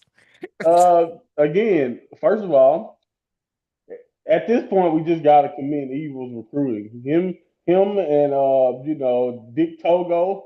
I don't know who's head of recruiting in the House of Torture, but they've been doing an excellent job, man. I mean, I don't know. I don't know what to tell you other because a lot of people got those questions. A lot of New Japan fans they were not necessarily happy about this one, and I don't know. I'm one of them people who wasn't necessarily unhappy about it. Only reason why is because I feel like eventually Doki is going to get back to where he's going to get back to Despy. And Despy's popularity is still unmatched. As popular as Doki was, I don't think he'll ever be as popular as El Desperado because the fact that Desperado can be a death match wrestler at this point in his career still and just get the reaction that he get out of those people, I just don't know. So maybe that's what the company thinking. They're thinking, let's just turn Doki into his big brother's biggest rival, and let's turn him into a scumbag. I think the thing that makes this so crazy or makes this worse is because we just had Fale and Chase join. You know what I mean? It'll be different if this was like an original move. I feel like for him at this point, because Conor Morrow at this stage of his career, he's probably not a full-time guy anyway. So the whole lie about his injury was funny to me in the first place because it's just like, okay, sure, but to have Doki teaming with Show, I can see them being a good little heel team for Best of Super Junior or whatever. So I get it from like a certain perspective, but yeah, man, it was definitely shocking and like not necessarily in the best way. But I think, in my opinion, the only reason why I don't like it is because we've already had so many defections to this same group, literally on the same show and literally the last show. So it's just like, you know what I mean? The last big show. So yeah, it's just like it's making me feel like you guys are creatively bankrupt, and when you don't got something for somebody, hey, give them, let Evil take them. we don't know what else to do with them anyway right now. So that's That's what it fair. feels like, if you know what I mean. But I feel like if it was more of an original move, and maybe if he did it in a match against Despy and turned on his brother more or something like that, then maybe we can get behind it because at least we see an angle from it. But to do it this way and to, like you said, take somebody who was that popular and turn him for just it feeling like just because, yeah, I get why people were sour. It's the Wesley of heel turns. Thank you very much. And Yeah, it's just going to be awful. And if Evil wins tonight, then House of Torture rule New Japan. So hope that doesn't happen. We got Tai Chi and Tomohiro Ishii defeating United Empire, Callum Newman, and Greater Khan for the IWGP Tag Team Championships. I mean, Gina, that tag team title reign lasted long. And again, it's weird because Ishii is not been a permanent fixture, but he shows up and they're tag team champions now. Yeah, definitely. This was another sort of tag team surprise because, like you said, Ishii, I kind of feel like I've seen him more on AEW TV than he's been showing up on New Japan recently. So to award him, maybe giving him the belts is like, yeah, come back to Japan more frequently, Ishii, please, because you're the champ now. So Yeah. I suppose that's what they're trying to do. But either way, I'm happy for him because he's been consistently going on to AEW TV wrestling, having great matches with, veterans and young new stars. And it's just great to see. So, if anything, it's really nice to see him rewarded with another championship reign of some sort, regardless as to what championship it is. Yeah, without a doubt. Two belts, Ishii as well. Let's not forget he's strong open weight champion as well. We got Boltin Oleg defeating Takeshita for the Never Openweight Championship. Like two rampaging bulls, champion and challenger clash. The pair matched lariat for lariat twice, with Bolton left standing each time. And it was Bolton trouncing Takeshita with a kamikaze for his first New Japan title win, the first Kazakhstan champion in the Japanese promotion as well. But Jaxie, I mean, hot damn Oleg. We're talking about Takeshita, and then this big fucking beefy fucker comes along and does this. I mean, yeah, this match, James really does not do it justice. But for someone who has gone so long with being undefeated, this was a great showcase for Bolton Oleg. I think this match started and I was kind of like, oh, Oleg's not got this. Takeshita's coming out on top. Halfway through the match, I'm actually going, no, I think Oleg actually is matching him. Like Takeshita is having to work his ass off during this match, and there's a lot of the time where you see a lot more of a playful Takeshita in the ring. Like making fun of the opponent, putting him down or belittling them, and their level of wrestling compared to someone like him. So to see him like actually show real struggle against Bolton Oleg, I think this was a great match and a great showcase of Bolton, really becoming or improving, sorry, to a point where now he's not to be messed with. He's to be questioned. Okay, he took down Takeshita, like a lot of us failed, Yeah. So there's big stuff in store for Bolton, I think, at this point, and I was quite pleased to see he was able to take him on like this. Yeah, and also I think it's interesting as well with him, like I said, the untapped potential of I'm getting Terminator vibes. Do you know what I mean? Like a young Arnold. Like I can just imagine him as like a hill just hunting Yeah, I down the think face he and not needs to get rid stopping. of the hat, though. He needs to get rid of the hat. Hey, he's from Kazakhstan. I'm sure it will change No, after a while. I get it from that point, but if you're talking about an Arnie, Yeah, he's yeah. got to come out dressed as Terminator with a hat on. Yeah. We got Evil defeating David Finlay in a dog collar death match. Just as Finlay choked Evil with a chain, Evil did the same to Marty Asami, referee. House Torture attempted to interfere, but the War Dogs came to his side. Evil moved his collar through a table at Finlay and rejoiced as Don Farley dropped onto Finlay the same table, literally just dropped onto it. With his Darkness Scorpion hold assisted the chain. Evil choked Finlay into complete unconsciousness, Monty, I'm really worried that Evil is going to beat Gosu and to have full control of this company now. Please, please stop it. House of Torture is just growing too strong right now. Hey man, I love Watanabe. I love Evil. Evil is always gonna be somebody that is evil as he is, and he's at his, like you said, he's at his peak. For a minute there, he was a joke, but I think now with all you got the big three leaving and all of that, they looking at that merch and they see the House of Torture is selling tickets for them right now, and I don't think there's any more proof of House of Torture being one of the hottest acts in the company than the fact that they have everybody in the world joining them. And again, this is one of them situations where I think kind of like you mentioned, James. They did that in that cage match. We know that the cage match is usually a big blow off, especially as physical as those matches get. But after you lose a cage match, they still put you over and make you, take out basically the leader of the War Dog. And so like him coming out and then being able to do it again, and now you got guys like Fale being able to be one of the people interfering for him. You're 100% right. He could definitely be the next guy. And as we continue on and we talk about the G1 and all the things that possibly could be coming up, Evil is somebody to watch. He has, like you mentioned, 11 members total. He has a chunk of the roster on his side for a team that was already interfering in every match he had anyway. So at some point, it's going to be too many numbers for even Zach, Goto, whoever it is. You know what I mean? It's going to be too many people for these people to overcome. And as a matter of fact, you thought the Death Rider was bad. What about House of Torture New Japan? Not forget Death Riders AEW. House of Torture New Japan. That could be the future. I'm just glad that I've starting to like House Torture a little bit more than I did, because I would have given up by then. Do you know what I mean? I've still got hope in the faces to get the job done, but like you said, I'm still not sure. But it'd be interesting to see. And then we got Gabe Kidd versus Yota Tsuji for the Global Heavyweight Championship. Invoking Claudio's swing, Kidd sank into a deep Boston Crab. Tsuji mustered enough spirit to cause a rope break. The champion traded chops for the challenger, with one echoing with a heavy wince.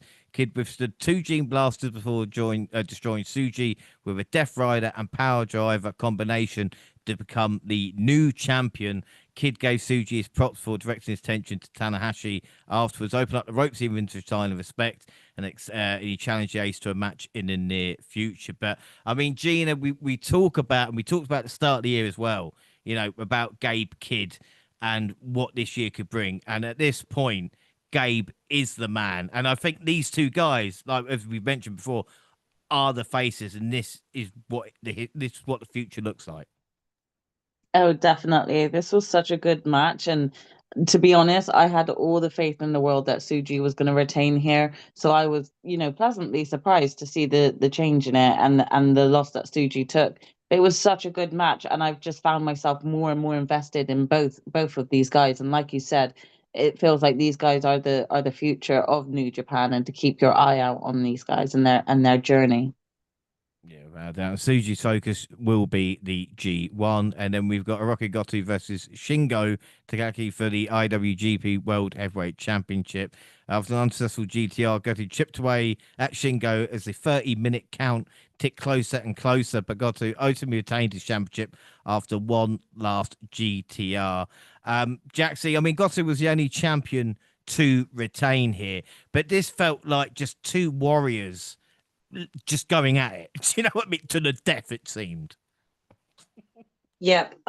Again, it kind of gave me similar vibes to how matches between Suji and Yumera go, like they just neither one wanted to stay down, and you could tell it was probably due to sheer exhaustion where Goto was able to kind of like ultimately get this win. But I think if this had gone any longer, this could have gone either way. It was a good match, and I think it was something that again yet proved that Goto is not just a tag team wrestler, but that his solo wrestling career is thriving just as much. Yeah, without a doubt. So that was basically their big show, and I thought it was really, really good. We'll get thoughts on anything in a minute, but what I want to do quickly, Monty, is it's a stable update. Because I've got finger on the pulse of quite a few things, but the stables in New Japan are something that changes quite often. So if you can help me out, so basically, Los Ingobernables or ILJ, they're no more, aren't they? They're gone. Right. Just three guys who or I don't even think they want to say they're Hantai, but they probably closer to Hantai than anything else right now. But yeah, just everybody else is the faction But itself what is is done. Hontai as well? This is what confuses me because they're talking about So Hontai like it's a thing that's been a while, but I haven't heard it of it. used it used to be called Taguchi Japan, but Hantai is basically Tanahashi's led faction, and it's basically the baby faces. When Chaos were the main heels back when they existed, when Okada ran it with Ishii, Goto, and Yoshihashi back in the gap, they used to be the heels, and Hantai was Tanahashi's faction, which is like Taguchi and common newer faces, and sometimes goddamn, I can't think of Yuji Nagata and Kojima, stuff like that. Tenzan, they used to be. That is basically the babyface locker room is the way I like to sum them up, because that's basically who they are. Right. Okay. So you got Hontai. So LRJ, just four guys have gone as well now. So Right, they're just Hantai. If you notice, they're Tati Hontai, teaming with Ishii, right, that right? makes them Hantai because Chaos is Hantai now because there's no when Okada left, Chaos died, so Right. they So became that's it. basically along with Tanahashi. Okay, gotcha. So at the moment we've got Hontai, LIJ no more, just four guys no more. Bullet Club War Dogs, we know Gabe in his group. We don't know if Finley's still a part of it at this moment in time, but you know what I mean. That's we know that group. Up in the air, but House, yeah. yeah, House of Torture with like I said, 11 fucking members and growing. United Empire but as we spoke about, Yeah. like, at this moment in time, because Greater Khan doesn't seem that happy either. Yeah, they're still holding on for now, but yeah, I mean, Hanare has to return. At this point, when Hanare come back, he might be out for torture. Who knows? Who knows? But yeah, man, Okan, you only got Okan, you got Callum Newman, like you said, Templario, and then Akira, and then like we said, we don't even really know TJP's status if he's even associated with them at this point. So yeah, that's pretty much it. Unless they have a couple of more honorary members, I don't know about. I'm not sure about, but yeah, they're holding on. But yeah, we'll see what happens over the next few months.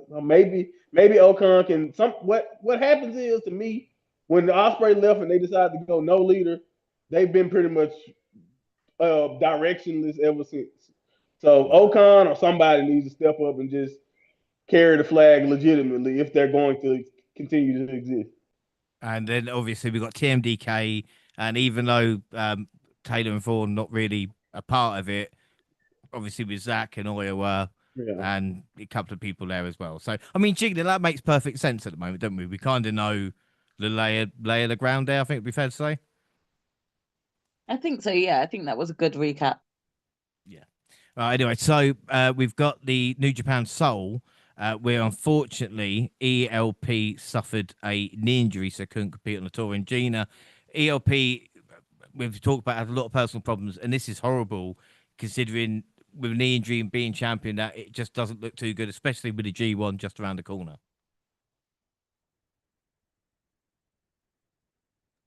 Yeah, for sure. This is so unfortunate to hear because he came off such a hype from even some of those pay-per-views that we've just reviewed. So going into the G1, I think he definitely would have been, one of the top ones to keep an eye on being very successful throughout the shows. It's just really unfortunate to hear. And there are a couple of wrestlers in the same boat as him who just can never seem to get away from injury or just unfortunate events that have happened that, you know, take their time out of wrestling and away from wrestling fans. So yeah, it's just so unfortunate to hear, and you know, my blessings go out to him for a speedy recovery. Yeah, without a doubt. And then we had on that June 21st, we had Hiroshi Tanahashi's final road kinship. He beat Tamaki Honma. The crazy old bastard nearly pulled out a shot, but Tanahashi used his head to win. This is the guy, Honma, who just throws headbutts. He's like a 65-year-old man who just does that all the time. It's fucking brilliant. Main event, Botan Oleg, Shota Umino, and Goto versus Zack Sabre Jr., Oiwa, and Hartley Jackson. Oleg pinned Hartley, who's basically the Bushi of TMDK. June 23rd was the playing matches for the G1 qualifiers.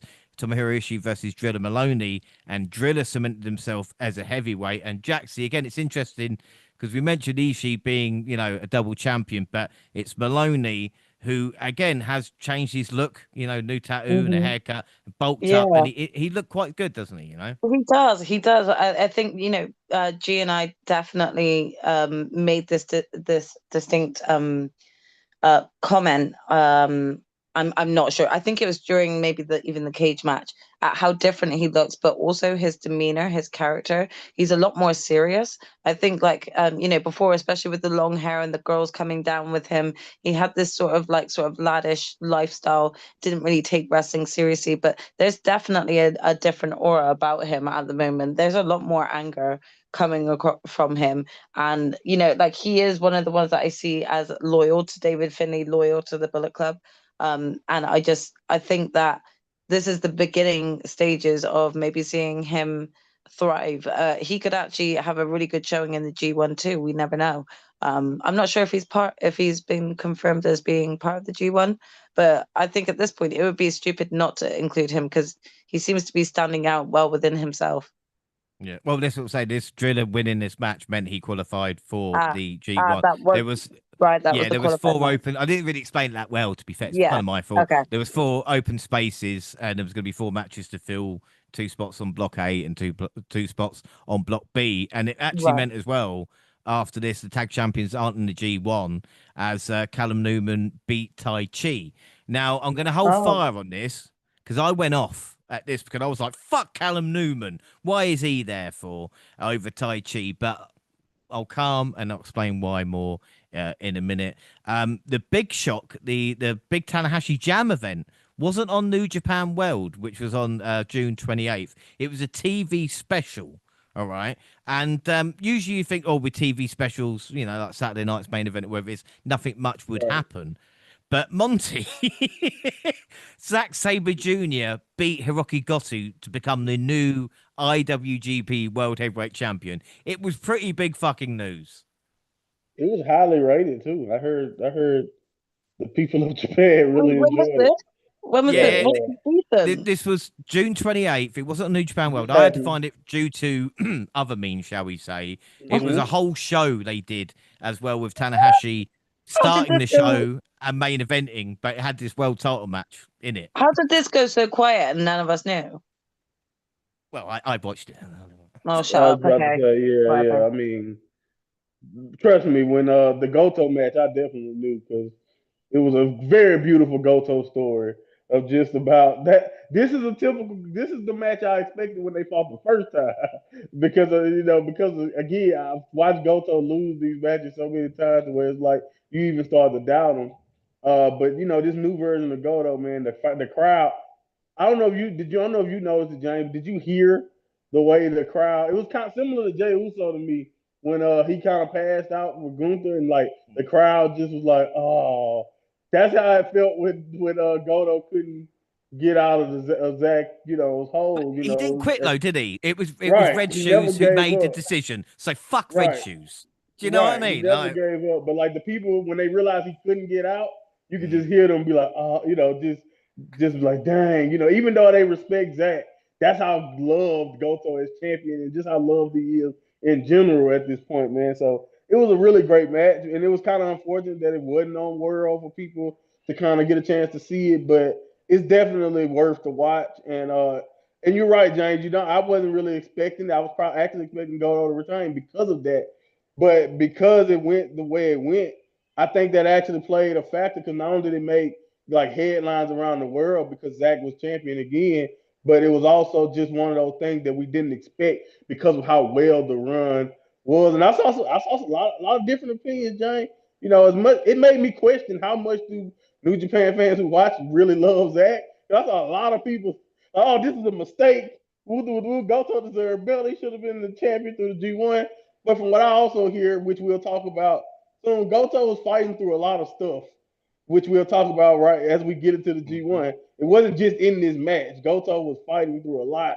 So when you add the fact that Goto was basically fighting hurt through a lot of this reign, I don't know how much better run you could get from Goto than that, man, because he was unbelievable special, unbelievably special.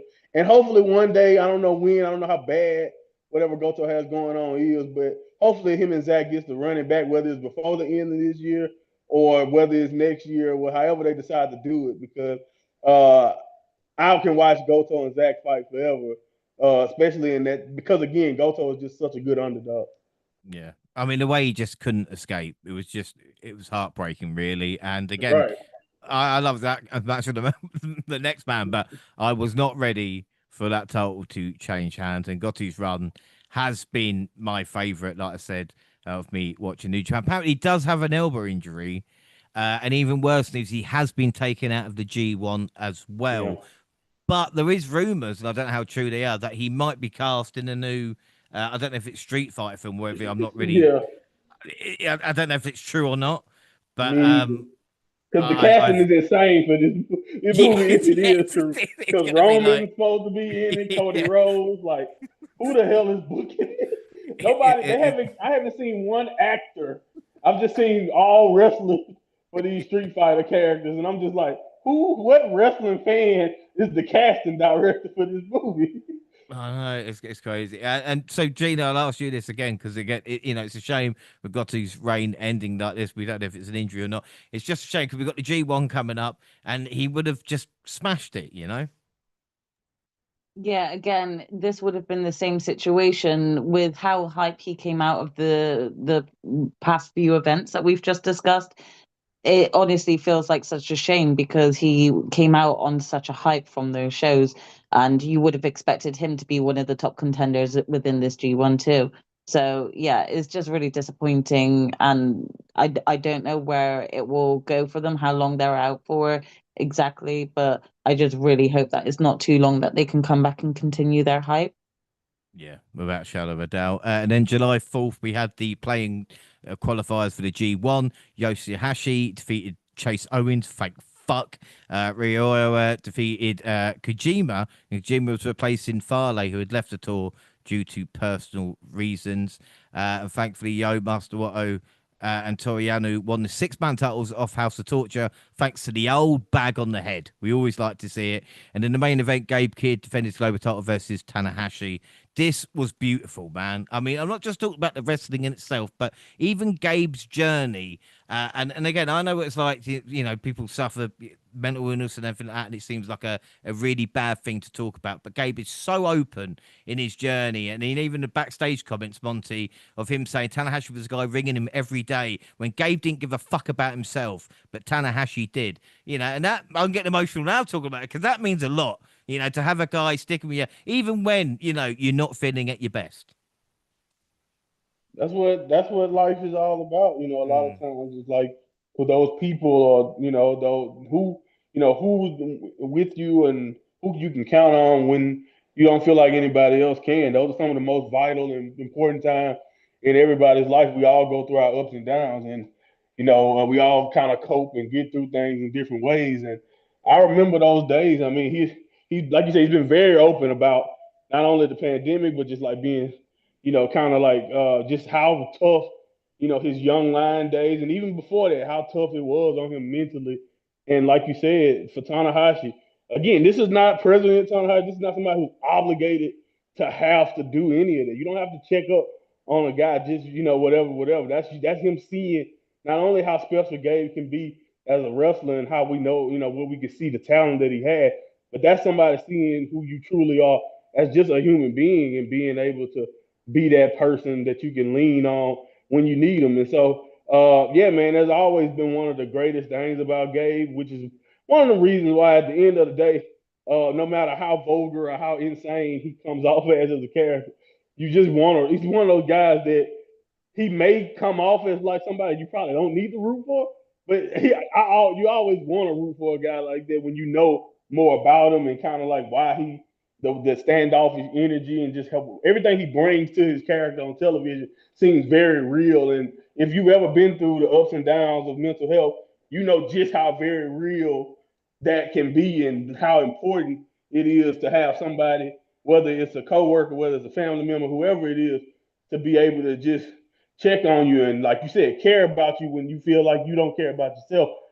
And again, that just it was really, really beautiful to hear that. And like you can see it also in the wrestling too, just how much they both wanted to not only have a good performance, but just how just how special this potential match, all this whole entire situation, it seemed special for both of them. And the funny thing about that is Tanahashi has been accused in the past by other younger guys for, seeming to be more involved in himself in the past and all that. So to kind of hear that perspective on what Tanahashi has, kind of like what he's kind of evolved into as a locker room leader, as the guy of New Japan, like you can't ask for much more than that because that takes a very special human being to take the time to do that, and then again to be there for somebody when they need it.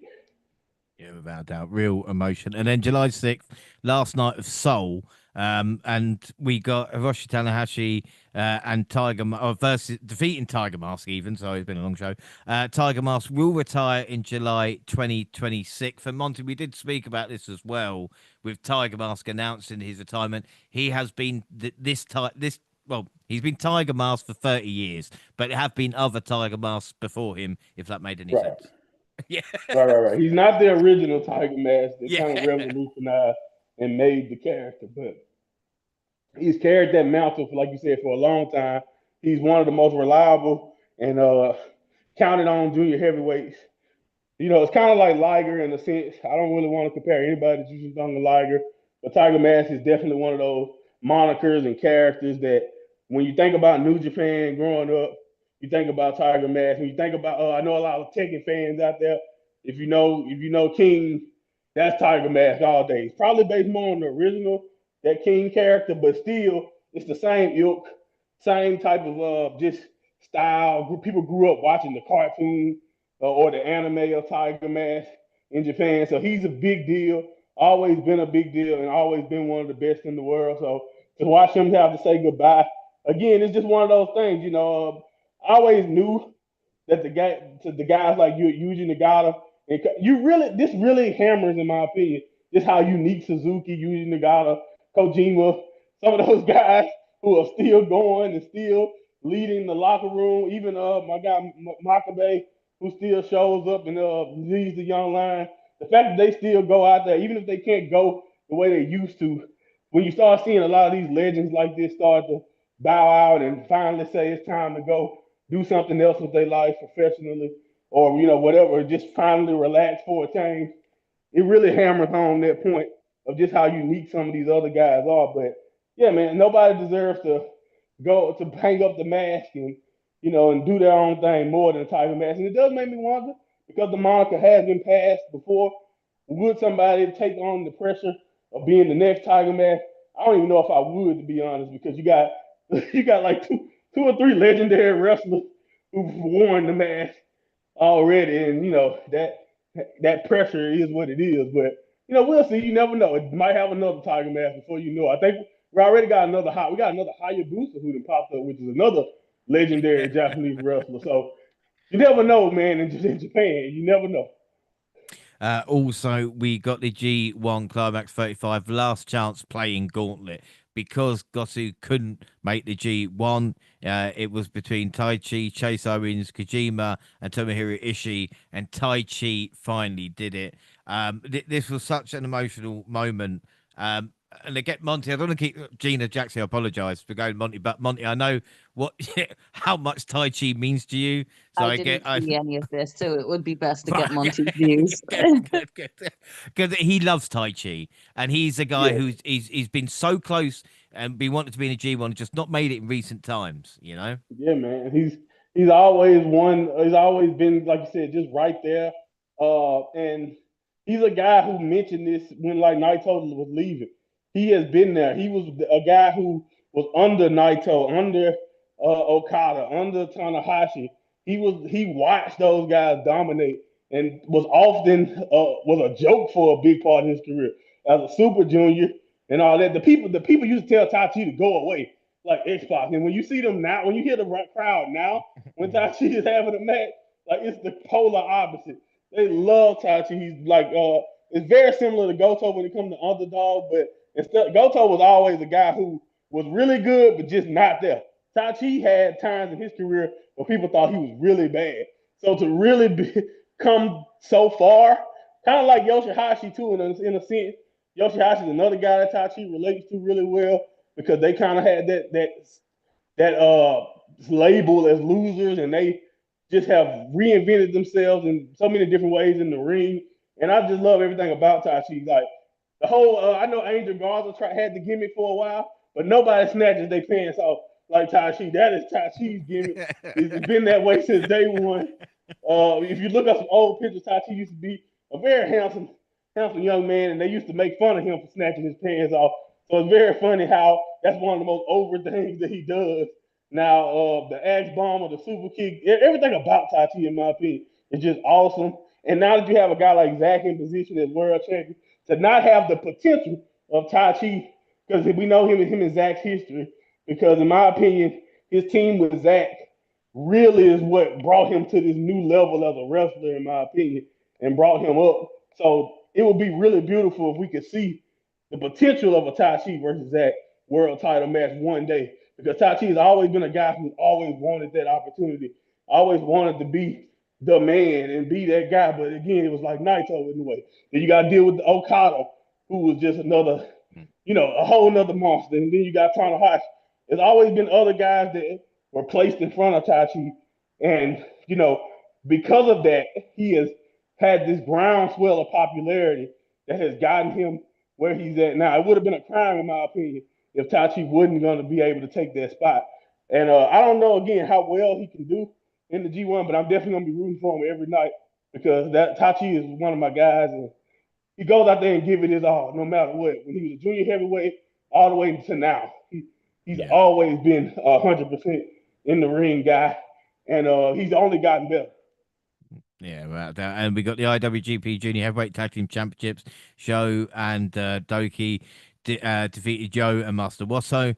And in the main event, IWGP Junior Heavyweight Championship, El Desperado, who was coming off a fucking brutal death match, basically. He had like a death invitational pay-per-view, and his opponent escapes me. I apologize, but it's the guy, once you see him, you won't forget. It made Moxley and Page look like child's play. I honestly, I'm not kidding. But Despy somehow picked himself up, and in his 7th title defense managed to defeat Vegeta. But again, it's just Despy I fucking love at the moment in time. He's unbelievable. And the young guy, like I said, 22, that record will not be broken, but just not good enough for Despy. And Despy's like, look, try again and come back because you will beat me at some point. That's what I like about him. Exactly. Like he's always had that energy, man. He's one of those guys who's one of the most nonchalant. Again, it's typical. Again, like kind of like Naito in the past, he doesn't really give off the energy if you just listen to what he has to say. As somebody who cares a lot, but his performances show you how he feels and how much he loves this business. Like you said, he does deathmatch invitation. I mean, he's also a freelancer, by the way, and that's how he's allowed to go out there and kill himself and still be able to just perform whenever he can for New Japan. So, I mean, El Desperado is, and I don't even know how to explain him at this point because he's become such uh, an anomaly. It's kind of funny because similar to Tai Chi, not as much because him and Kanemaru was a great tag team in Suzuki-gun. But similar to Taichi, as far as a singles wrestler goes, Desperado wasn't really looked at as, to be, for example, on Hiromu's level as a face of the junior heavyweight division. And in my opinion, if you think about the last 4 or 5 years, Desperado has surpassed everybody in the junior heavyweight division, has become one of the most sought after talents in Japan. They are those death match shows sell out. Like he's a draw all to himself in his own world, and still able to, like you said, run the junior heavyweight division the way he does. So I'm just hopeful that he can stay healthy, everybody can stay healthy, and we get that Doki match one day. But the funny thing is, now that I think about it, with Doki being in House of Torture, it might be a completely different match Yeah. this time. But we'll see. We'll see what the future lies for Despy. But he's one of the greatest champions in Super Junior in New Japan's history, and he continues to add to that legacy with every defense. It's insane how somebody like Despy, because he's another guy who's I think he's getting older, but he seemed to be getting better. Like it's funny how we kind of have that conundrum. You got some guys who you can see that the body is not being able to do what maybe their mind wants them to do. And then you see some guys like Dodo and Tachi and Desby who are getting older, but seem to be just right where they need to be as far as their prime goes.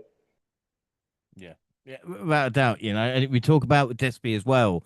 We talk about draws in New Japan on who's bringing in ticket sales. Talk about House of Torture doing well. Of course, Tanahashi in his last year will be bringing in people, and of course Goto's title reign. But Despy, I think he's main evented six, or the title defenses has main evented 6 out of 7 shows. So it just shows you. And if he's having his own, like I said, the Soul Show was sold out mainly on the back of Despy, and it just shows you how important a junior heavyweight champion can be, and someone like him as well. Like I said, really, really impressed with his stuff. And the last thing to talk about, because we are nearly done, is the G1 Climax 35. It will commence on July 19th. Yes, that's next weekend, and conclude August 17th.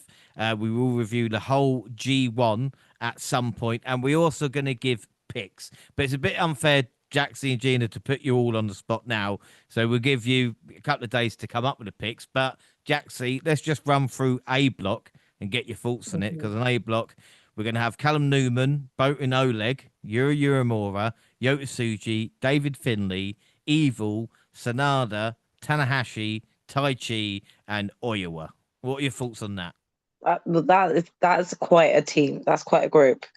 To be honest, there's a lot of opposites on there that are going to clash. You got Suji and Yuya on there that are going to clash at points. You got Finley and Evil on there that's going to definitely clash.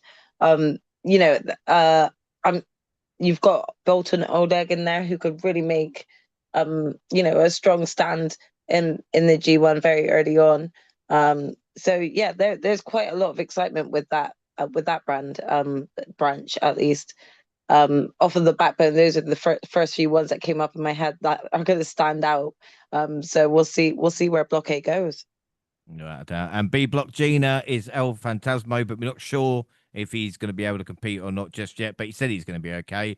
Shota Umino, Shingo, Zack Sabre Jr., Greater Khan, Gabe Kidd, Ren Narita, Takeshita, Yoshihashi, and Drilla Maloney. Yeah, that's quite a packed block as well. I'm sure. I feel like this is not the end of the beef between Shingo and Umino, because there was so much beef throughout the previous pay-per-views we just covered. So I'm sure that that's going to stay ripe. And Drilla Maloney has been drilling through people, so I'm going to keep my eye on him over this G1 as well. He's been one to keep an eye on. It's nice to hear that Takeshita is going to be in it again, because he's been so hype in New Japan at the moment. So yeah, it looks like a really strong group. Yeah, and what we're going to ask for as well is just who the winner is of the G1. You can give us your top three, as I thought it was going to be semi-final, but Monty, you were explaining about the G1, how it's a top three, isn't it?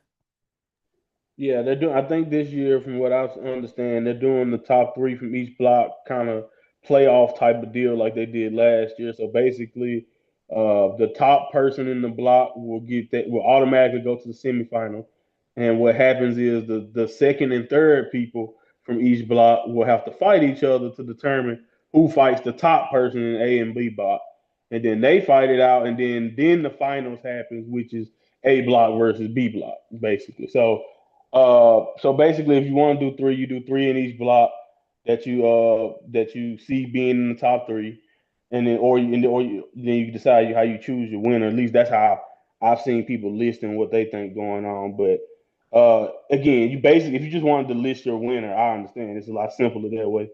Uh, but for my top three, like I mentioned earlier, James, I think that we're going to definitely see uh, Yota Tsuji in the top three, most likely leading the block or A block. I wouldn't be surprised though if, like I said, I mean not Tachi, but you're more, or even like I said, Evil, who has a chance. I mean, he has half the roster on his side, so you can't doubt Evil. And then don't forget about Dave Finley. He's also in A block, so we know him and Evil will definitely fight again. It'll be interesting to see though. I'm gonna say Suji, you're more in Tai Chi. Tai Chi is in a completely emotional pick. Honestly, I'm just hoping he performs well, but I'm gonna put him in my top three. And then B block, I'm going with Shingo, Zack Sabre Jr. because he is the champion. He's gonna perform well. He might be the leader of B block overall, but we'll see. And honestly, it's tough because there's a lot of great talent over in B block.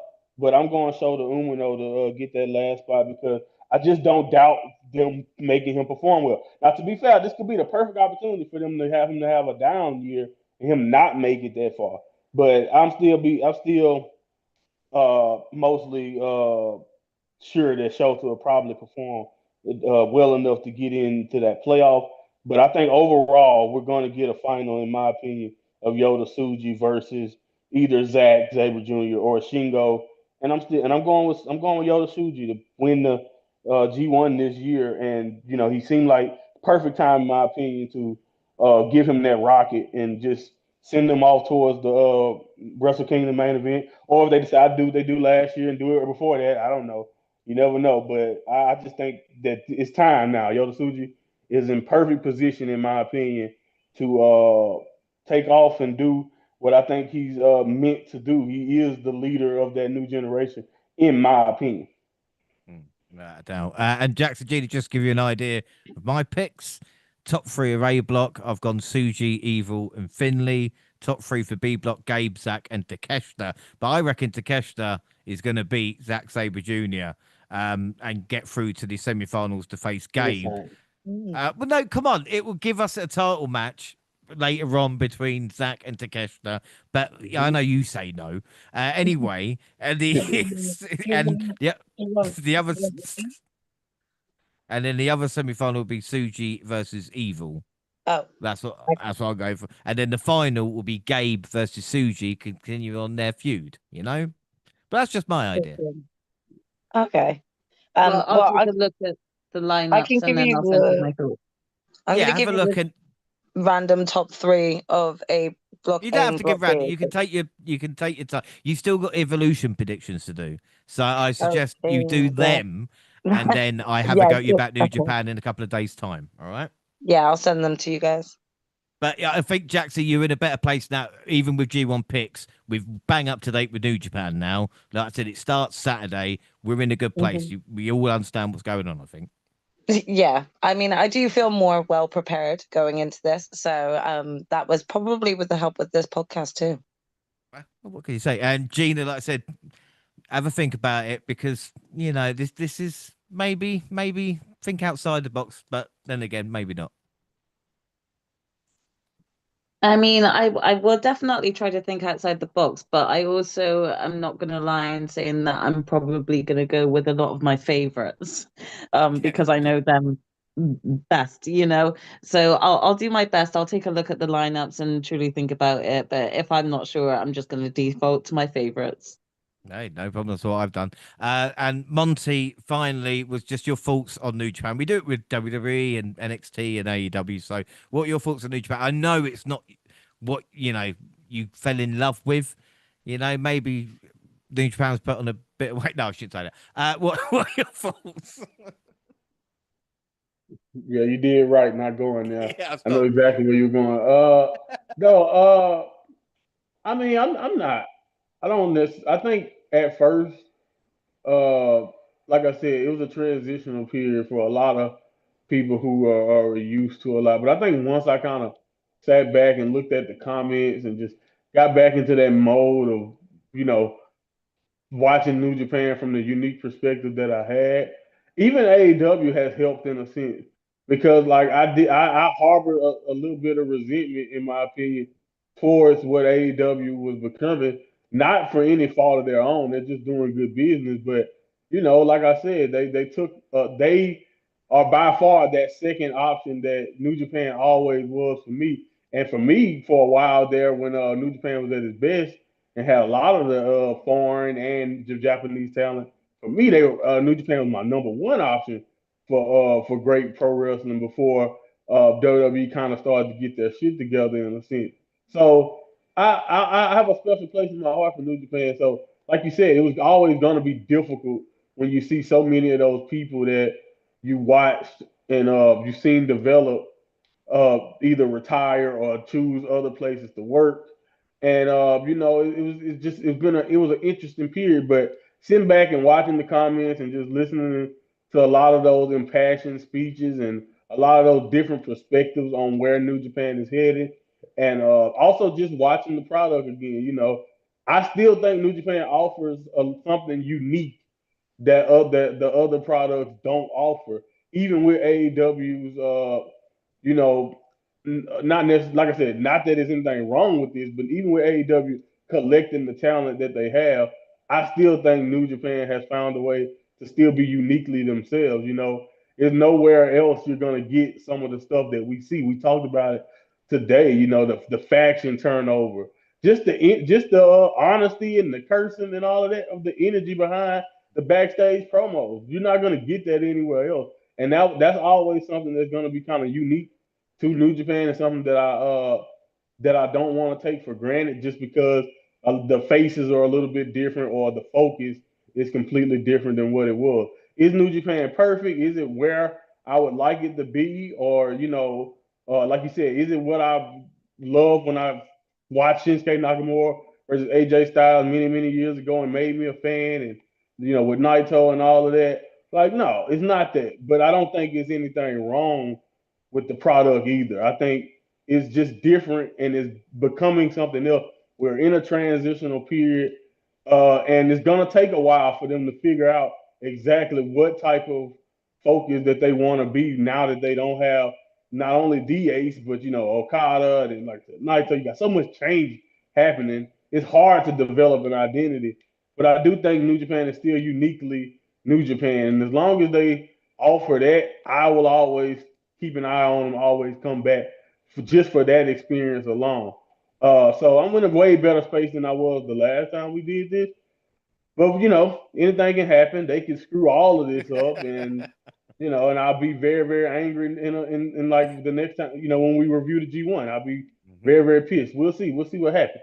But yeah, man, I don't know. I'm also happy with the fact that you allowed that, just how involved you've gotten, because that motivates me to be like, you know what, this is not only something that I got you into, but it's just something that is special to me. So to see you still taking so much interest and probably more interest in it than it was in its prime, it Yeah. motivates me to be like, you know what, let me check this out and let me give it a shot because I just think that's kind of cool that even though I don't think the product is anywhere where it used to be, you're loving it. So it's like, you know what? Maybe I'm being too hard on Hey, it. dude, we survived 2.0. We Good know point. the sun will rise at some point, and we Good will point. like the guys. Even as a group with WWE, it was in the Yeah. doldrums, and it's gone through the hottest period it's ever, it's had in years. So it will happen to New Japan. I've no doubt. We've got that magic touch. Yeah. I understand completely. And WWE seem to be trying to screw that up. So, Yeah, no, they are. it's Yeah, cycles. It's cycles, yeah. it works in Yeah. cycles. I don't want to talk about it. Right, so that is it. We're gonna have to deal with, like I said, the next couple of weeks, AEW and of course WWE. But it's nice to be up to date with New Japan before we're really behind on the G1. And like I said, once we get work out when we are free for it and everything like that, we will do a full G1 review. So like I said, that is it. Don't forget, across all social media, X at the WNR Podcast. I'm at the WNR Pod James. You can find the entire WNR team on the banner. Also now on Blue Sky, WNR Podcast, and Reddit. Jaxie, where can people find and follow you? You can find me on Twitter, Twitch, and Instagram at Jaxie Scarlett. Perfect. And Monty? At my Monty Paul for all wrestling related content. Yeah. And Gina? You can find me on X, Instagram, and Twitch at Purple Pain. And the Double Awesome Facebook and Instagram. Send us an email to doublepodcast@gmail.com, YouTube Double Podcast. We've got all crazy stuff going on there, like Stone Cold Stunner series, dream matchups, main event matchups, anything you can think of in the WNR universe as well. And the podcast go up on YouTube, same time we do SoundCloud on your phone, also Spotify and iTunes, where you can download, subscribe, rate, and review there. So that is it. Like I said, we've got the SummerSlam party in the distance, but before we get there, our next episode, next weekend, it will be AEW All In. And I think it will be a long show. I'm not going to lie. I don't think we're going to hit the 2-hour mark with that one, but who knows? Until then, I have been James Vaneslaws, joined by the fantastic Jaxie Scarlett. Jaxie, thank you for joining me. And again, you know more than you let on sometimes, I think. I have to keep my cards, close to my chest. Otherwise, I'll never come out of this on top. So we'll see. We'll see how things go in the G1, and maybe I may give away some of my secrets. We shall see. And of course, the mind of Monty. And Monty, like I said, you got me into this. I suppose I have to thank you in a weird way. Yeah, well, you're welcome. You're welcome. What I will say is too, you said next week's show is gonna be long. All In broke WrestleMania 35 record. I was there. That was a long ass show. I was at WrestleMania 35. That was a long ass show.